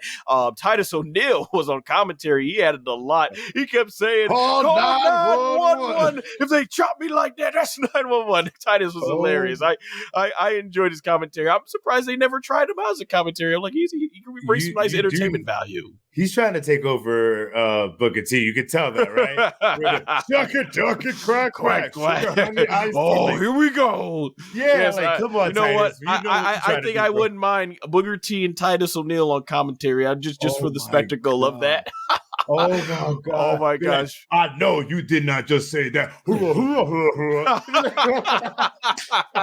But hey, sticking to the match here, there was a great moment where Drew McIntyre, man, you could tell how much trust he really. Oh, you know what? Yeah, those chops, man. These guys look like they were sunburned. Wow, you could hear it, man. They had the ring mic'd up really well. But yeah, there was a part where I think he did like the Senton bomb flip over the top rope, and Sheamus caught him, and it looked good. You could tell how much trust Drew has in his pal Sheamus for that.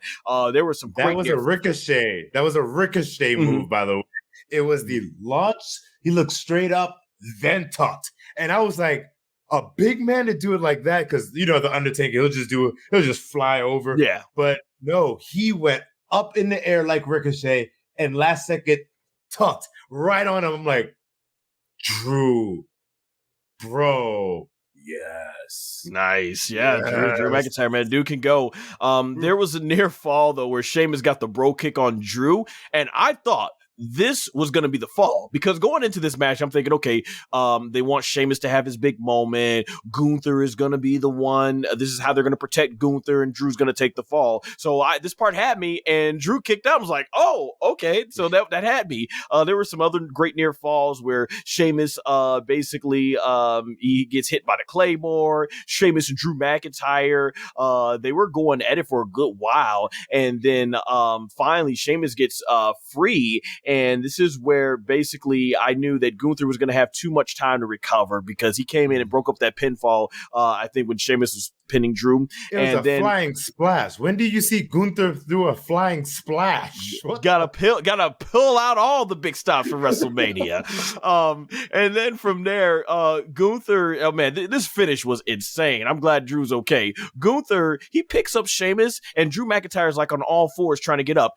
Gunther power bombs Sheamus onto what looks like the back of Drew's neck. I'm like, oh, and then he picks up Drew McIntyre, power bombs him 1, 2, 3, and Samantha Irvin, who does another fantastic job with the ring announcer, declares Gunther the winner and still the WWE Intercontinental Champion. Now, I didn't think Gunther was going to win, but you know what? I'm pleasantly surprised. At this point, it looks like maybe they are. Maybe Triple H is thinking about having Gunther become the one to break the Honky Tonk Man's record.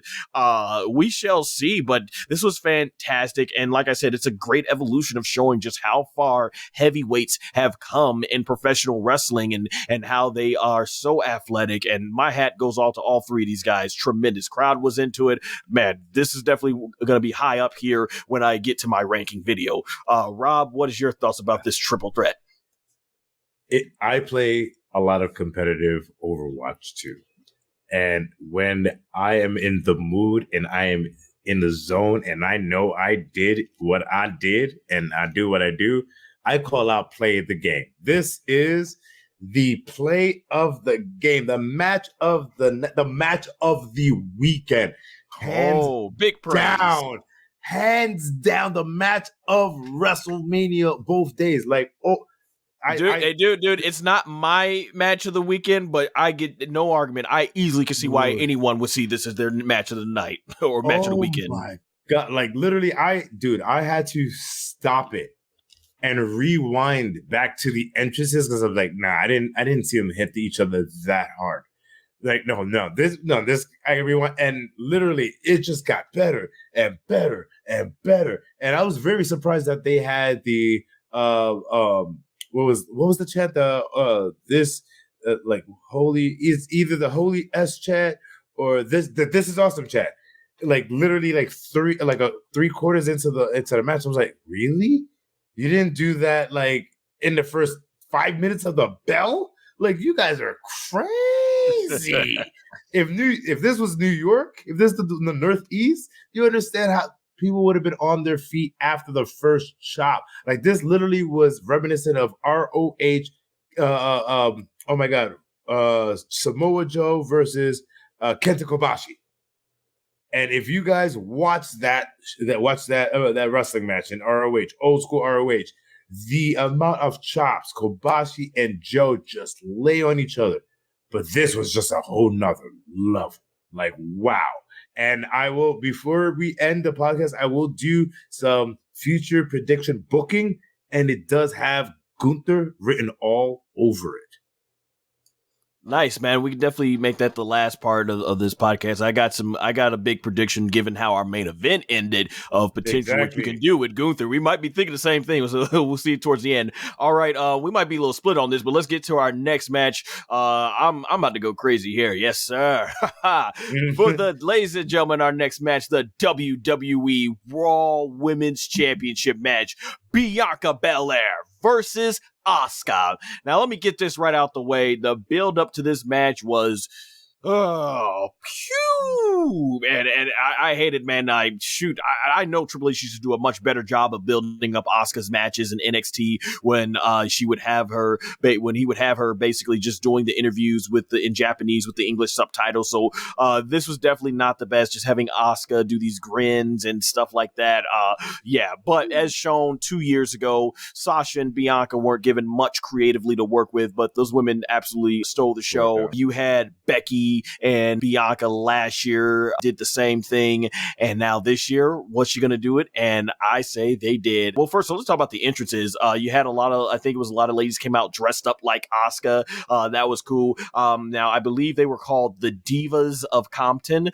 These basically little girls came out dancing and doing a lot of great athletic stuff to Bianca's theme song. That was really cool. I enjoyed the entrances. And when the match started, Bianca came swinging out for the gates. Just, man, she was aggressive right from the start, just as you would want her to be when you're going up against someone as dangerous as Asuka. And honestly, man, both women really were just going at it right from the get-go. Both of them, I think they were like, yeah, we are going to outdo Rhea and Charlotte. So it felt like that when I was watching this match. The counters in this match was ridiculous. At one point outside the ring, Bianca runs towards Asuka, and Asuka basically goes ahead and gives her like a backdrop, but because she's near the corner of the ring, Bianca is able to basically do her athleticism handstand and goes back, and she goes onto her feet, turns it into a suplex, only for Asuka to nearly turn it into an armbar, only for Bianca to counter the armbar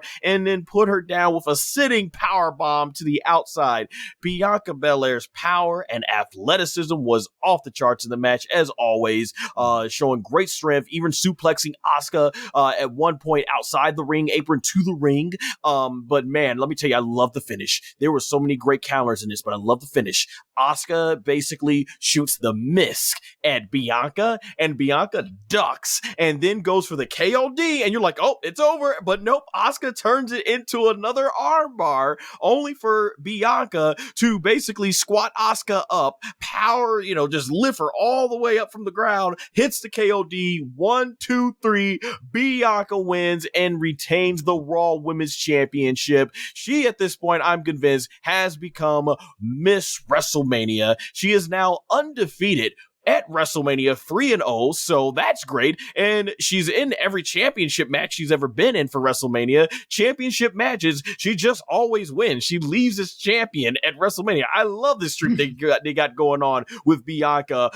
Ironically, I think when it comes to undefeated matches, Bianca is now tied with, I believe, Sable, who won WrestleManias 14, 15, and 20. So they're the only three women to win 3 WrestleMania matches undefeated, but now her next goal is to catch up to Charlotte and get the most wins in WrestleMania history. So I don't know if they're gonna try and be like, hey, we might got a female Undertaker undefeated streak on here, but I'm loving it, man. I got nothing but praise. Bianca Belair has been crazy. 1 year as champion. I'm glad that she's been pushed so strong. And it's unfortunate. It does suck. Asuka loses. She talking about Undertaker. She's the opposite Undertaker.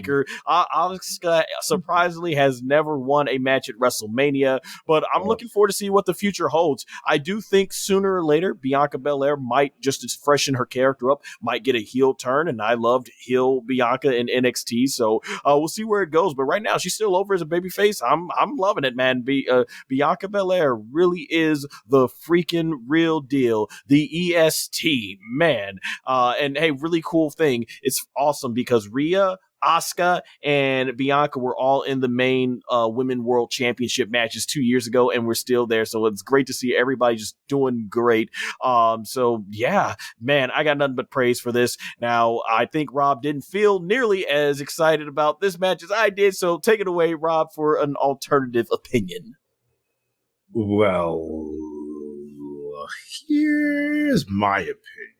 So you stated that in the beginning, the buildup was lackluster, to say the least. I felt it. I literally felt it within the energy of the crowd. I felt it within the style of their matches. I've seen Bianca Belair wrestle. I've seen Asuka wrestle.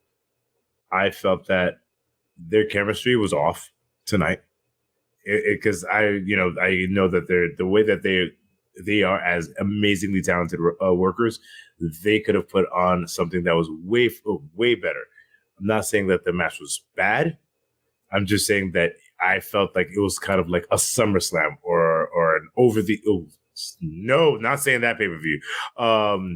Dang. So a SummerSlam or like a backlash type of pay-per-view. Like, no, I wouldn't even bring it down to backlash or WrestleMania. No, not WrestleMania, like a Survivor Series. So like one of the four, but it wasn't a WrestleMania match. Like it was a good match. The crowd they're on their hands for a lot of the match, and I literally will say this. What they should have done is they should have put something in buffer of that match, because everybody was so high from that amazing IC match. A comedy match like this is beautiful for like Santino Marella type of character. Give us something to buffer to relax. Right quick, I will say I definitely agree with you on that part in terms of they should have put a buffer, because as soon as I saw they were next, I'm like, oh my gosh, these ladies have got a tough act to follow. Exactly. I thought they follow it, but please continue. No, but they put on a good match, but the thing is that the crowd was so up. It's like, we're relaxing. So the next match, no matter how much they want to cheer for it or how much they want to get invested, they're exhausted. And like, what was it, WrestleMania 19 or whatever, where I think or 17, one of those two, that everybody's like, that was the best WrestleMania of all time. It was like they knew how to, like, wrestling, WWE in the early 2000s knew how to put on segments. They're like, okay, we start off with a really hot match. Oh, you're basically saying how to structure the card, putting the right matches after one another. Yeah, I got you. Because you're gonna like, even like I said, Santino Marella and the comedy stuff. Like he was there for a reason. Like our truth, he was there for a reason to give you that buffer so you can relax, enjoy, go pee. Like you go straight from Gunther, Drew, and Sheamus to we're all spent. We are all like, okay, what? We got to pay attention to another high intense match. I want to chill right now, man. Like I was, like I'm, the adrenaline's out of me now, and I felt it. And then like right at the end, I felt like, people are starting to pick up, and I was like, I'm starting to get a little bit interested, but like still, it was like, it was just off. The crowd and the placement, it was just off, and it's not a testament to any of the skills of the talent that were in the ring. It was just bad booking placement, bad placement on the card. That's what and it just made it feel, it was just downhill from there. In my eyes, it just made it feel like a SummerSlam match, not a WrestleMania match, which it should have been. That feel, it just didn't feel that to me. Gotcha. Before we move on, would you say though that Bianca Belair over these last 3 years now has really built up a really strong WrestleMania resume so far between her matches with Sasha, awesome. Becky, and Asuka? She's awesome. She's a beast. Like, she surprised me with a lot of the stuff she does. And on top of that, to have her hair that natural and that real and wear it that long, props. Like, and she's strong as hell. I would have loved to see Diane Patarazzo. I wish she was still in NXT so she could come up, because I would have loved to see Bianca Belair against her, against Raquel Rodriguez, Beth Phoenix. I want to see her against the other powerhouse women, like that. That would be great. I'll say this though, we are definitely in for it when they finally do eventually give us the long-awaited Rhea Ripley versus Bianca Belair match, because they are building up these women as the next generation of women to carry, and I'm all for it. So I'm glad to see both of them once again champions as they were 2 years ago, WrestleMania 21. Now, we're talking about buffer matches, and dude, I respect your opinion, so I'm glad we're able to get the people out there two different opinions on the match. But you talk about having a buffer between the two. I personally think what came after the Bianca and Asuka match should have been in between that match, and it would have been a nice cool down moment. Totally agree. Let's talk about this. So Snoop Dogg comes out to Nothing But a G thing. That was cool with the Miz. I'm glad we got some continuity here, because I'm like, Miz is so buddy with Snoop Dogg. He's not gonna, like, the Miz character usually holds a grudge, and him and Snoop Dogg got into it. So they they get into it, and Snoop Dogg's like, my bad, and Miz is like, no, not my bad, and he's like, nah, man, that my bad wasn't for you, and he points to the entry. He's like, that's my bad. And here comes the money. Here we go. Shane McMahon. I was shocked. I'm like, oh, snap. I didn't expect Shane McMahon to come back out, and he got a huge pop, and you could hear he was emotional. I know you mentioned, Rob, just that he sounded blown up too, so he was probably blown up. My God. Dude, that's a long rant. That's a long rant. Hey, let's go. WrestleMania. That's a long ramp. But see, this is something I thought they were gonna do with, if you're gonna have him squash somebody, I thought you would have had Bobby come out and squash him and have Snoop Dogg and endorse Bobby Lashley or something, just to at least get him in a match on the card. So help a brother. So yeah, and now here's the thing. So what happens is Shane McMahon, he starts doing his punches to Miz, and I guess we get our WrestleMania 35 rematch here. And then from here, Shane McMahon does a leapfrog, and he's down. Leapfrog. Was it? Yeah. He does it. And leapfrog. Yeah, he does it, and then from there he's on the ground, and I'm like, oh, okay, they must be shooting some angle, and then next thing you know, the camera's focusing on Miz, and I'm like, oh, we're in a shoot here. Because I'm like, they would only do that. They take the tension away on something that's not meant to be seen. And when they do cut back, you do see the audience, the doctors in the back attending to him. So I did go on Twitter to watch it in slow motion, and what it looks like, and I think you pointed this out to our friends in our private chat, Rob, it looked like that when he landed, he must have planted his ankle wrong, because it looked like he pulled Sid Vicious, Conor McGregor, Anderson Silva, that painful injury where it snaps the shin bone. Man, because it looked the way his leg was hanging afterwards.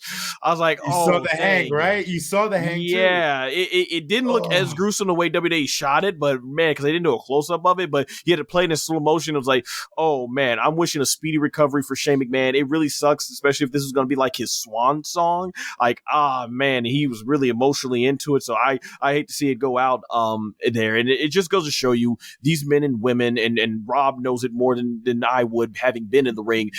They sacrifice a lot for our entertainment, and that's why we respect them so much when they get in the ring. So you think about Shane McMahon, he's done some of the most dangerous stunts in professional wrestling, jumping from so many heights, and yet this leapfrog is what took him out. Like a leapfrog. It's crazy. You told somebody who wasn't familiar, and they said Shane McMahon got injured. He said he jumped off another 100-foot. No, it was a leapfrog, and he fell down like 3 feet, and man, planted the leg wrong. It's crazy. So hey man, I see Rob's cracking up. The only reason why I'm cracking up is because literally this is wrestling basics 101. You get taught this in the first month of wrestling. Leapfrog, jump up, land, and you see it and you're like, oh, he's gonna sell. It's a buckle knee, because I looked online while we're on here, and it says that it blew out his knee. I'm like, that's not what happened. Stop it. He didn't blow out his knee. Your leg don't go like this if you blow out your knee. Your leg's supposed to be like this, not like this. So it was a bad injury. We all hope for a speedy recovery. But dude, as a wrestler, it's hilarious. You broke your leg on a leapfrog. You pulled a Sid Vicious, bro, at WrestleMania. That's kind of funny, bro. Gotta be painful. Yikes, man.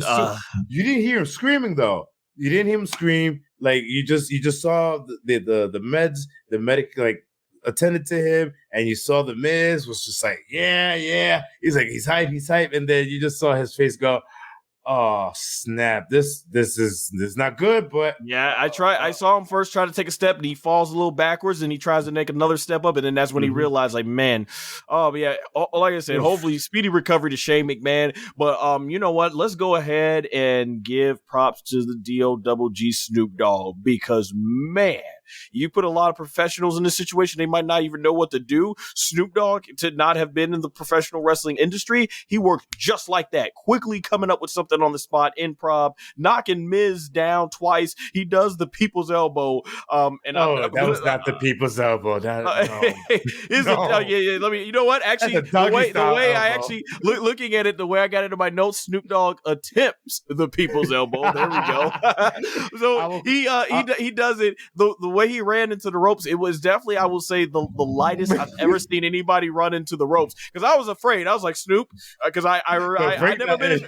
I never been in a ring, but I remember watching enough of those Tough Enough episodes to where they say when you go to the ropes, make sure you got your arm on the top of the rope so you don't go through them. Like, Snoop, I hope you got it. They taught you how to run the rope. So he went in there softly, but I'll say this, man, when he hit the elbow looked nice. And if you see height, he got some height. Yeah, if you look at Snoop Dogg, and I'm gonna say this, I like AEW, but Snoop Dogg's elbow here was greater than his splash, where he almost looked like he face planted himself to the top rope, to the point his cousin was like, I love you, cuz, but we need to work on that on the splash.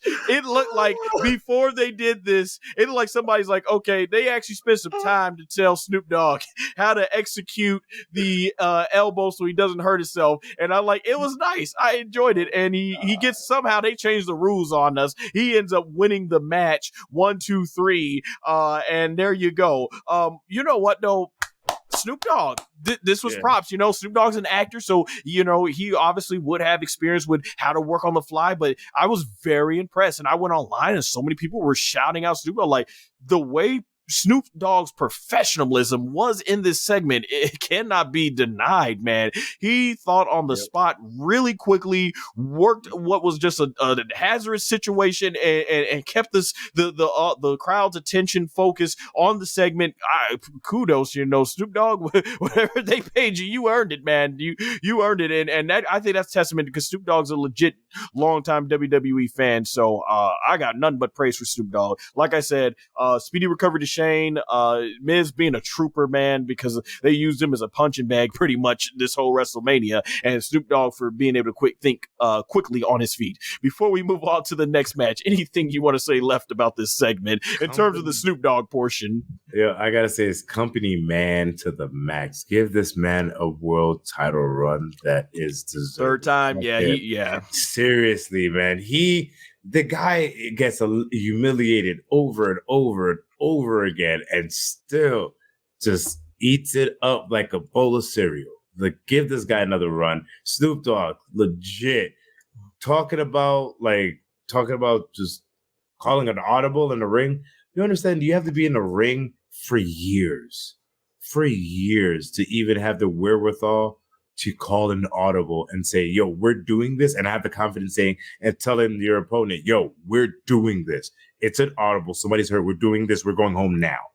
And if you guys don't know what the term going home is basically we're finishing the match right now. That's what's going home. Mm-hmm. So for Snoop to literally just, I don't know, and there was no communication.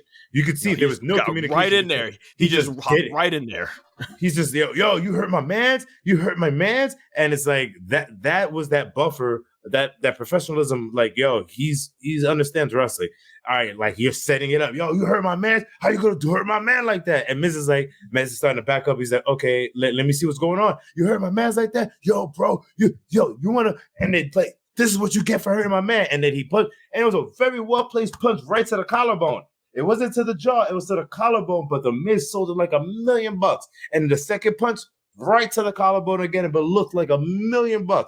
And for the Miz to just say, yo, I'm gonna just take the people, whatever, let's just do this. He was probably thinking in his mind, yo, I hope nobody screams at me after when I get back. But yo, this looks like it's working, so let's go. 1, 2, 3. Everybody's happy. Cool. Let's get the hell out of here. And just the chaos that could have happened. But yet again, because of Snoop Dogg, because of The Miz, people that actually do truly care about the business, not someone like, unfortunately, I will say it, Ronda Rousey, that's just there for a paycheck, is just going through the motions. And even, I could say, Brock Lesnar, when he first came back, he was just going through the motions. And then slowly you started seeing him care. And now look at Brock Lesnar. Now everybody loves him. He's the best. So because these two gentlemen cared, they turned a bad situation into something that was still a good feeling go home segment. Well, not go home segment, but a good feeling segment. Shane got taken care of, and everybody celebrated. Snoop Dogg, LA native, celebrating with the crowd. The crowd got happy. They saw the Miz get foiled, and it all went well, instead of having something that could have ended really crappy. And this is not the first time that somebody got injured, or quote unquote injured, in the show either. But we're going. Yeah, very well said, man. Good stuff, and we're gonna move on to the next match. So I will say this: I do, to be fair, I think Ronda does love it, but just something's not clicking. I don't know if the motivation isn't as strong there or something. Just something's not clicking, man. If you're getting paid a lot of money, why even try? Look at Shinsuke Nakamura, bro. When he first came into the WWE, he was strong style all the way. After a while, dude's going surfing. He's just chilling, hanging out. You told me that. You told me, yeah. Like, he loves surfing. I was wondering. I remember. I think I told you. I was like, why did they not put him in the main event? He's like, he loves surfing. He loves surfing. He literally said, "Hey, I'm in America. I have fun." So like, he doesn't have to go hard like New Japan. Why? Why? Easier on the body, for sure. Easier on the body. Exactly. Yep. But hey, let's get to the next match. Hell in a Cell. Edge versus, or Brood Edge versus the Demon Finn Balor. I got first of all, how we have missed you. Welcome back, Mr. Silver Hell in a Cell. That was great to see. Just whoever thought we get a big pop just for a color returning to the cell. But yeah, so Edge comes out to South, I believe it's South of the Heaven by Slayer, as Brood Edge, and then he has the regular theme song that he has with Alter Bridge, and then we get Demon Finn Balor coming out to CFO's first theme before the remix with Def Rebel. But yeah, they had a lot of purple in Finn Balor's paint and a lot of cool effects to make up for the fact that it was still daytime because the roof over there is transparent on the stadium. So yeah, that was good, man. It's good to see a Hell in a Cell match because two guys hate each other and want to settle the score. I was not a fan, like many people, of just putting two people inside Hell in a Cell because it just so happens to be we have a show called Hell in a Cell. Do it when it's warranted, and that's what I grew up on. So I'll talk about something that I thought was kind of funny. You know that especially at school, there's always the hand this candy out. They're called Fruities. It kind of reminded me of, like, they got a red steel chair and a purple Kindle stick, and that was like the first thing they did in the match. I'm like the fruity colors and stuff.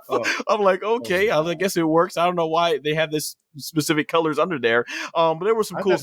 They were pixie sticks. That's what I was like, these guys gonna eat sugar? Like, those are pixie?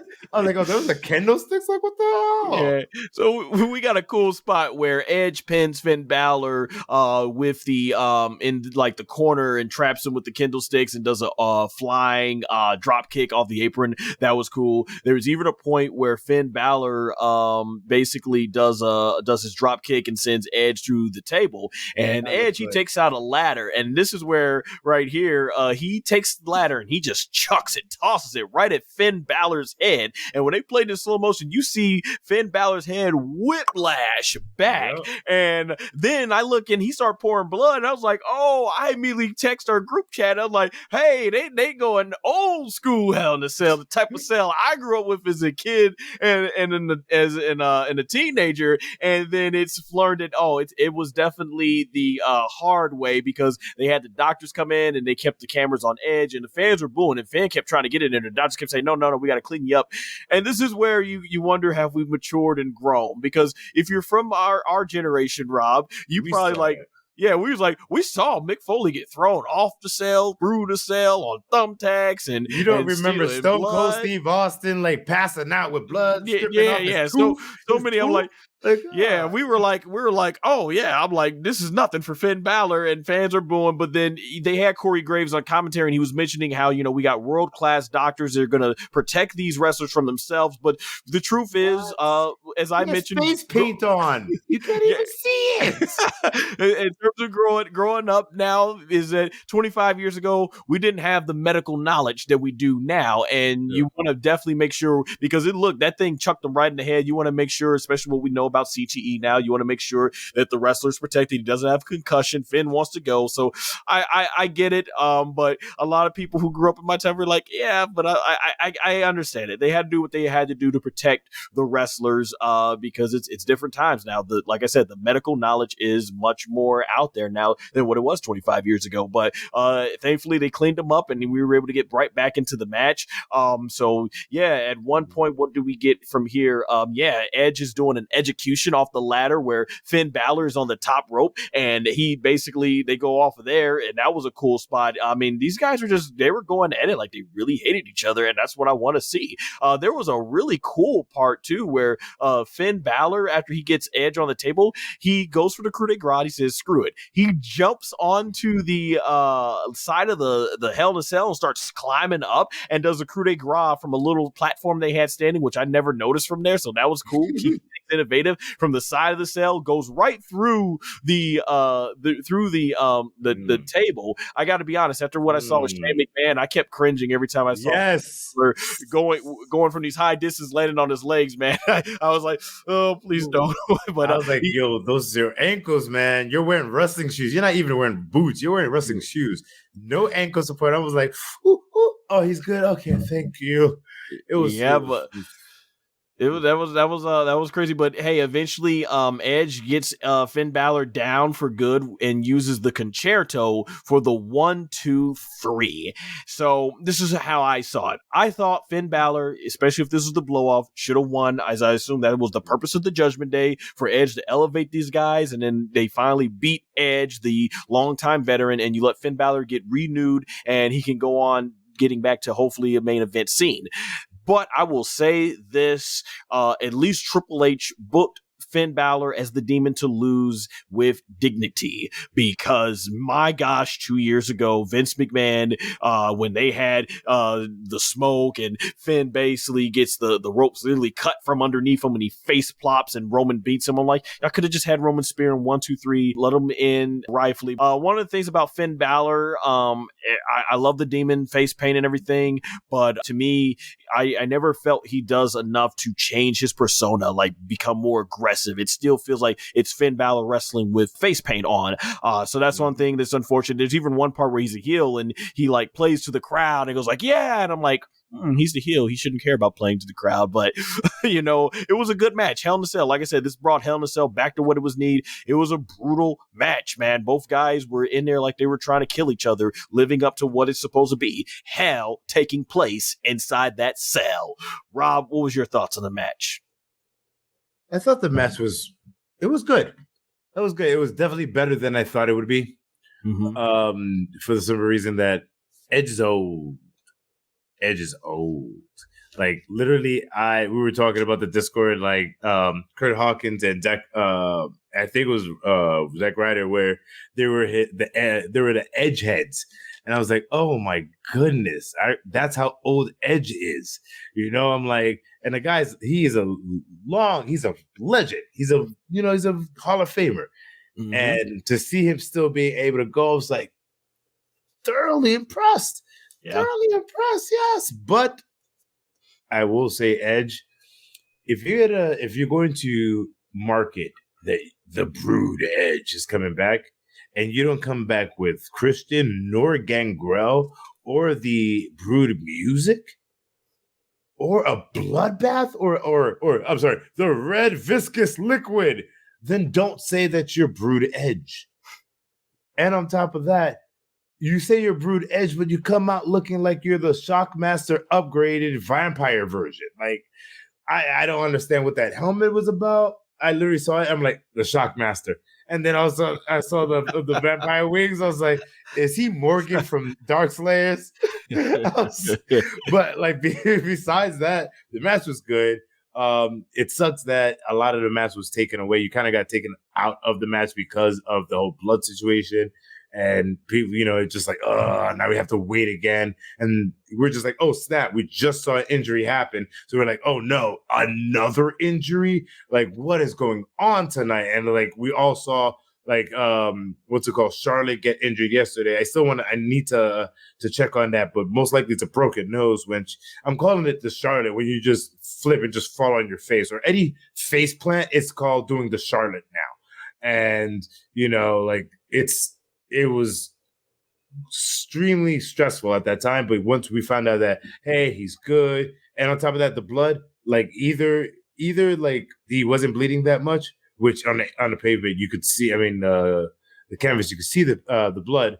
Either that, like they passed him up well, or they basically put a sabu and super glued that wound because you did not see any blood drip from his forehead after that. So overall, great match, way better than I actually thought it was going to be. So kudos to Edge, Finn Balor. Sorry, they're treating him like a chump. The moment that he got injured and he won the Universal title, he's been a chump ever since. And they need to just go back. They need to go back to the drawing board. I say put Ricochet together. You're not doing snap with Ricochet anyway. Put them together. Go back to this Prince Devitt gimmick and call them the Royals of Wrestling. And you have Ricochet do his King of Wrestling gimmick again. Come out with the crown. Prince Devitt, and they are the Royals of Wrestling, and they would destroy in the tag team. Talk about somebody that would match the Usos. They would be able to match the Usos out, like just story-wise, ring work, everything. But nobody wants to listen to Rob Fury booking, so that's my ideals of the match. Oh, hey man, I think Finn Balor's been doing excellent on the microphone character wise, but yeah, I really wish that he would have been the one to go over. I thought Edge had his big moment winning with him and Beth beating Rhea and Finn Balor in the last PLE, and so I'm like, okay, they got their happy moment there as a couple, but one-on-one, man, yeah. So we'll see where it goes. But hey, at least things are looking up for Rhea Ripley when it comes to the Judgment Day. But yeah, you're Judgment Day person that one. Only one. And you're right. When you advertise the Brood, where's the Brood music? One of the most iconic themes that Jim Johnson created in the Attitude Era. I still bang out to that. And then it would have been cool to bring in Gangrel and stuff. I understand they couldn't do Christian because he's with AEW and Tony Khan and Triple H aren't getting along too well like that. But give me a cup. Give me a cup of blood and then spew it out. At least that, but nothing of that was Brood. Nothing. Yeah. They were even talking about like Brood Edge, like being his darker persona, but it's like, I when I think of the most evil, sadistic Edge, I think of Rated R Superstar Edge from like Ruthless Aggression era 06, 08 when he was doing his most dementic stuff. Like that's what I associate. Like Brood Edge was that Edge that was making a name for himself, but he didn't like start showing more personality to him. And Christian broke out their own. It kind of became the goofballs that still could win. So it's like I like we associate the Brood Edge with the beginning of Edge career, but when you want to go to top most sadistic evil Edge, you go to Ruthless Aggression when he was on top with Rated R. But that being said, next segment we had the Hall of Famers come out, which they do every year, so it was great to see that. I like that they're playing the entrance music for those who have entrance music, something really nice as opposed to having all the Hall of Famers come out to that one theme song and then the last person, the headliner, comes out. So that was cool to see for the Hall of Fame. I assume you probably agree with me, Rob. If so, we'll move on to the main event. Yeah, just definitely amazing. Like everybody, I agree in that, and especially the Great Muta, literally hands down my number one favorite Japanese wrestler of all time. And I'm glad that he got in there. And did Liger get in there also? Jushin Liger? Yes, he did. Yep, he did. That's my second favorite Japanese wrestler of all time. And I was 20. He was either 2020 or 2020. He was either I think he was 2021 or something like that around that period. That's crazy. They put Liger in before Muta, and Liger did more with WCW. Anyway, congratulations, Hall of Fame of 2023. For sure. All righty. Now, the match that this whole weekend was built for. The main event of the weekend for the undisputed WWE Universal Championship. Roman, the Tribal Chief Reigns versus Cody, the American Nightmare Rhodes. Woo! I've said it in so many of my reviews over the last few years. The Bloodline story has been awesome. Cody Rhodes, Roman Reigns, to build up the promos, they have been excellent. And this match felt like it had big stakes because going in, I knew this one could go either way. But I was mostly going for our tribal chief because of a certain milestone coming up. But we'll get to that later. 0-0. Roman Reigns. So basically, Cody Rhodes comes out and he has a really sick looking jacket. This is awesome, man. Like he always does. Like, come on. I love the whole prompt and circumstances that they do with Cody. So that was cool. Just really good to see where he is 1 year later, and just coming off his AEW run as well. From here, I think there was a cool moment after he greets his family at ringside. I think it may have been, I gotta go back, but correct me in the comments if I'm wrong, but I think it was Brody Lee's son he gave his weight belt to, which Solo Sikoa, given how much it played a role, must have snatched from him, but that was really cool. Rest in peace, Brody Lee. I'm glad he's still close with the family, even though he moved Good on eye, to by the WWE. Mm-hmm. Good eye, by the way. I didn't even realize that he took that belt from the kid. I didn't realize that. Well, when he strapped him, I remember in the beginning, I'm like, oh dang, Solo. Like literally, I just like, oh, you're right. Ladies and gentlemen, this is why this gentleman puts on the reviews, because he has such a great eagle eye. Like literally, I totally forgot about that. Good catch. And honestly, that is a great tribute to his son. So that for sure. Yep. I'm glad I'm taking notes this time. Some of these pay-per-views I used to do right off the top of my head, and I'll forget all these details. But my man Roman Reigns came out with some class. Roman Reigns came out, had an orchestra of pianists who were just doing his theme song in the piano style. I like, this was cool. Roman coming out with some class. And then Roman comes out. I love the entrance. I think it's the greatest theme song Def Rebels ever made for WWE out of what they've done. The head of the table theme. It just changes the whole mood, the crowd, seeing 80,000 plus people there with their ones in the sky, man, it gets me hyped every time. I've already praised enough just how far Roman Reigns has come in this run, so that was fantastic. And once again, Samantha Irvin does a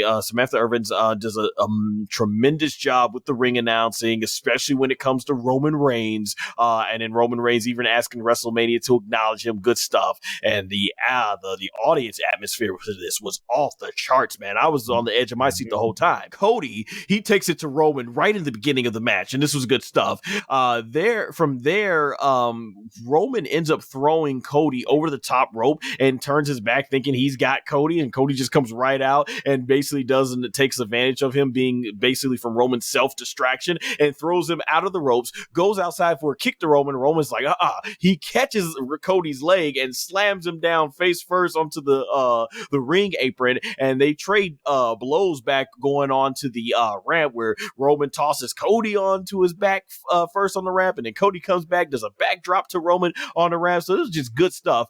And of course, we got a nice back and forth match going here. But then Solo, when the referee's not looking, does a chair shot to Cody's ribs, which I'm like, all right, here we go. That's not what happened. Listen, what Solo he saw that Cody was not breathing properly and used the edge of the chair to massage his rib cage so he could start breathing. You may continue. To you, Rob, in the words of the late great Gorilla Monsoon to Bobby Heenan, are you blind? So after that, the chair shot, this is where I'm like, okay, we're gonna get shenanigans here. So not sure how, man, they just threw all the rules out at this WrestleMania, Rob. You've been pointing this out, legal or not, they're on the tables. Roman's trying to powerbomb Cody to the announce table, and then after that, Cody counters with the drop, doing the backdrop. So visually, it looked great. And like Roman almost hit the back of the head on the edge of the table.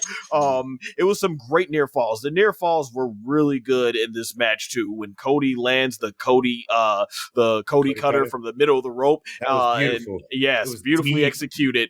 And I knew Roman was going to kick out because, of course, when you're a long time hardcore wrestling fan, you get conditioned to know, like, okay, it's going to take more than that to beat Roman. But shout out to Michael Cole, who did a tremendous job selling it on commentary. I love the freedom that Triple H has given him since taking over creatively. And Solo eventually also, he gets he gets caught when he takes the strap to Cody, meaning, he took it away from the poor boy. And this is where the referee basically ejects him from the ringside. Now, I don't really get hyped up over these ejections. I've seen it so many times where the crowd goes crazy, but I was so into this match. I was like, get him out of here. Get him the F out of here, because I want to see a clean one-on-one match. If Roman's going to win, I want to see the Roman defiantly defeat Cody here, or Cody gets the big win. I mean, it's okay when the cheating and you're going to have the babyface win, but continuing on here with more near falls, Cody hits the crossroads and gets another very close near fall on Roman Reigns. Now, once again, if you pay attention to Cody Rhodes matches, even with it's funny, even with some of the lowest wrestlers on the card, he has used like 3 or 4 of these crossroads in order to beat them. So I already am conditioned to see that every Cody Rhodes match is going to end with multiple crossroads. So I'm like, all right, it's not going to be on the first one, that's for sure. And then from there, some more heavy near falls where Roman's delivering the Uranagi, aka rock bottom, and Cody Rhodes even breaking out the pedigree. And then Roman gets the Superman punch in midair on Cody. So it's just some great stuff. And Cody comes back with, when Cody went for the disaster kick, gets the Superman punch. So they were really like just playing with the fans' emotions. Audience was just raucous on this point. And Paul Heyman, who's always fantastic in these matches, man, he was out here shouting, yelling, "This is all yours!" And Tribal Chief, he's ready to get beat. I love Paul Heyman as a manager, man. It's fantastic. And there's a really cool counter where Roman goes for the spear and Cody Rhodes jumps over him and flips him into a pinfall. And then from there puts him into the figure 4 leg lock once after the kick out. And Michael Cole did a great job talking about how it was appropriate given the history of Dusty Rhodes and Ric Flair and stuff like that. That was awesome. And I love some old school wrestling when Roman Reigns reversed the figure 4 leg lock, turning it onto his stomach. I love when I see those little subtle details in a pro wrestling match. Roman, he hit a spear. Now, this is the first time I think in the match where I was like, okay, this might be it. He hit the spear on Cody and Cody kicked out. I'm like, okay, we still in this. And Roman, basically from there, what was cool is Cody Rhodes is in the guillotine by Roman, and eventually Roman, he powers his way out. And I wish they go back to the 3 arm drops, because it always made great ones. I'm a big fan of when Stone Cold on the 3rd drop, he would stop and then stick his middle finger up. It's like, and Jim was like, no, the rattlesnake is still in it, my God. I wish they go back to that, but he was out and it looked like it was synced in tight at one point, so that was good. And this was a shocker to me, because usually in these Roman Reigns matches, the guillotine is where Roman Reigns, that's his last resort. That's usually what he does to put down. He put Goldberg down with it, Brock Lesnar down. So the fact that Cody got out of it, I give them praise for keeping me on suspense. And then, of course, the ref bump happens. And when that ref bump happens, we are in Shenanigan City territory. So this is where we get our shenanigans. So the Usos comes out and they gang up on Cody Rhodes. And whoa.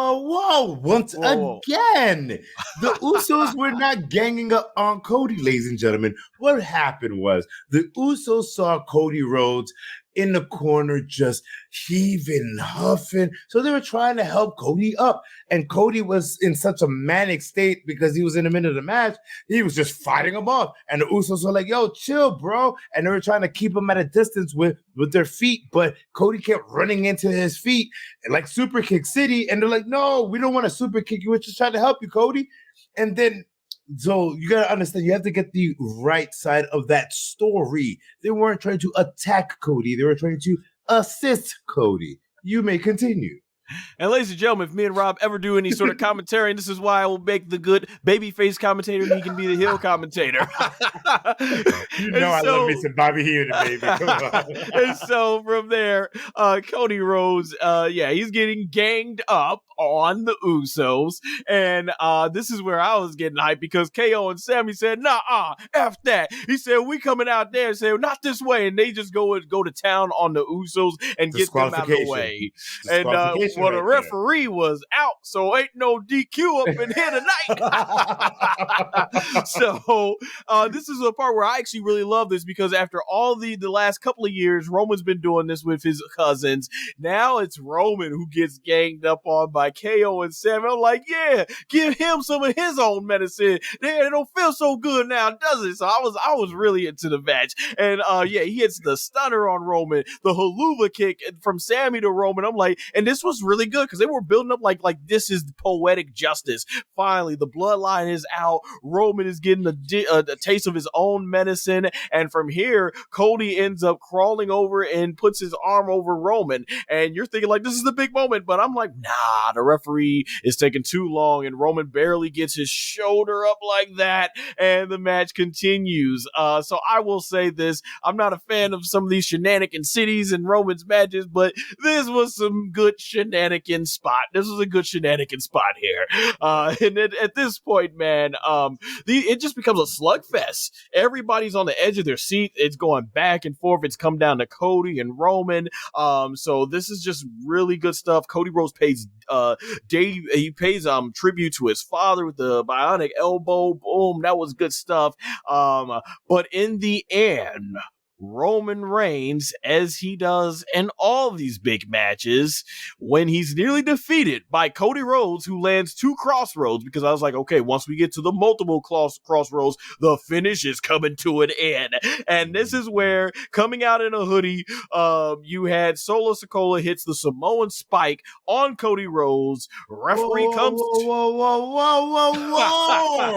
Hold on here. All right, listen, Rob. What's the excuse now? What's the excuse now? Yeah, listen, that was the excuse. Solo saw Cody in the corner gasping for air. So Solo, what he did was use a Samoan Heimlich maneuver to get whatever was in his You, sir, are doing a dear injustice to Cody's conditioning. Like seriously, like literally, Solo went, and then Cody's like, I could breathe. Thank you, Solo. But he was so he was so overwhelmed and overcome with like the joy of breathing again. He just got completely distracted. And then what you're gonna say happened. So it wasn't an attack. It wasn't a spike. It was more so a life-saving experience. Oh, I love doing these podcasts with you, Rob. You keep me entertained. I hope you guys are entertained by all this too. But in the end, Roman hits the spear after the Samoan spiker, if you believe old Rob here, basically helping Cody get some of that air back in, as if the boy doesn't got enough conditioned cardio take on him already. But yeah, that gets the final decisive blow for the 1, 2, 3. And nonetheless, as I ultimately picked Roman to win, WWE could not miss out on that opportunity to get him closer to 1,000 days. It's something that hasn't been done in 40 years or so since Hulk Hogan. So of course they want Roman to get that. So I'll give Triple H this in the booking. He really did his absolute best to make Cody Rhodes look strong. He protected him. I was on the edge of my seat. You could hear the wind get taken out of the entire audience there. If we had the Bart Simpson meme and you were to take your remote and just pause it, you could pinpoint the exact moment when 80,000 plus people and SoFi Stadium's heart break.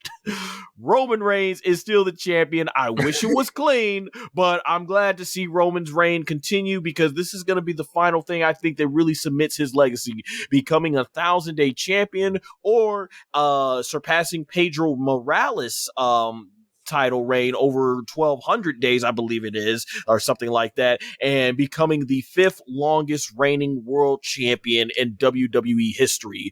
Things are still set up very well, though, to where Cody Rhodes can make a comeback and beat Roman after the 1,000 days he reaches his champion. And I think the storyline is going to get really good here, too, with the Usos, as I've been mentioning to you, Rob, in terms of like Jey Uso, is that I think this is the direction they've been teasing, is that the Usos are eventually going to see, particularly Jey, that Roman has been really sort of basically trying to has been manipulating him this whole time. So I'm thinking that's where the story's going to go. So there's still a lot of good things I'm thinking, looking forward to it. This match was tremendous. Hats off to Cody, Roman. Yeah. Man, the suspense was off the charts. Main event was definitely just extremely hot, burning, blazing hot fire. I enjoyed it. And before I let you go and give your thoughts on the match, one of the things I think where we could be headed to, I don't know if they'll go this route because it's heel versus heel, but you are in a very unique situation because around September is when Roman, I believe, would hit, Roman is going to hit 3 years as champion, and I think around that time frame, it might be August, it might be September, or a little later in that time frame is when you have Gunther is going to hit the Honky Tonk Man's record. So you could realistically, for the first time since Hogan and Ultimate Warrior, build up Intercontinental Champion versus Gunther versus undisputed WWE Universal Champion Roman Reigns. If Roman wins, he goes on to become a 3-year champion. If Gunther wins, he not only breaks the Honky Tonk Man's record, but he becomes the first man since the Ultimate Warrior to hold the Intercontinental and World Championships. I don't know if they're going to go there, but I am looking forward to it. Overall, like I said, I thought it was tremendous. Rob, I'll let you take the floor here. What is your overall thoughts about this main event? Overall thoughts, just great main event. It was just action-packed. I thought the storyline was great, even though, like I've said it many times before, I said it many times again, I really wanted the Bloodline to do just more focus on the Bloodline, but I understand why it had to happen like this. Cody was great. It keeps Cody strong. It keeps Cody in the championship hunt, but yet again, you could easily jump up down to the US title to build that title up to be as equivalent as to the Intercontinental title. So overall, it was great. The future booking that I was saying is, now that you gave me those dates, it does make sense of what I was saying. Have Roman. Now check this out. You have Roman lose. Finally, we go into the Bloodline situation I was talking about. Roman, Roman's like, hey, you're not champions anymore. I'm the champion. You listen to me. They get fed up.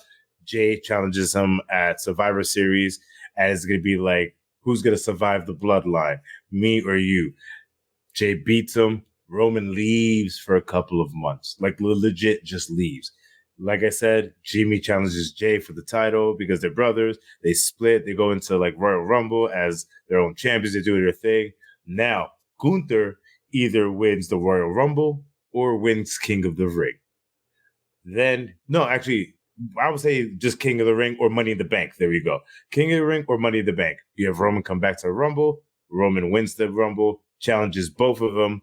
At the end of that, Roman stands tall. And throughout the whole time with the Money in the Bank, Gunther, you're like, hey, Gunther, when are you going to cash in? I will cash in when I cash in. And that's all he says. From the moment he gets it, I will cash in when I cash in. And then when it's time, he comes in, he cashes in, he beats Roman Reigns, beats him in the biggest stage of them all, WrestleMania, when they cash in. And after he gets on the mic, I cashed in and done, and just hold both belts. Wow, you want to play the long game to WrestleMania 40 then? Woo. Yeah, because I think Gunther is the future of the E. Like, looking at him, he is the future. Not only do you give Jey and Jimmy some props to stay on top, they're transitional champions, fine. But yet again, you give them their just due because they earned that. On top of that, the different combinations of matches you can have for the SmackDown and Universal and Raw titles individually with Jey and Jimmy, and then bring it back to the fold with at WrestleMania, thinking, now the Tribal Chief is back. He went off, did movies, now he's back. And then all of a sudden, Gunther's like, I was never gone. I was here the whole time. I will cash in when I cash in. And then he cashes in on him.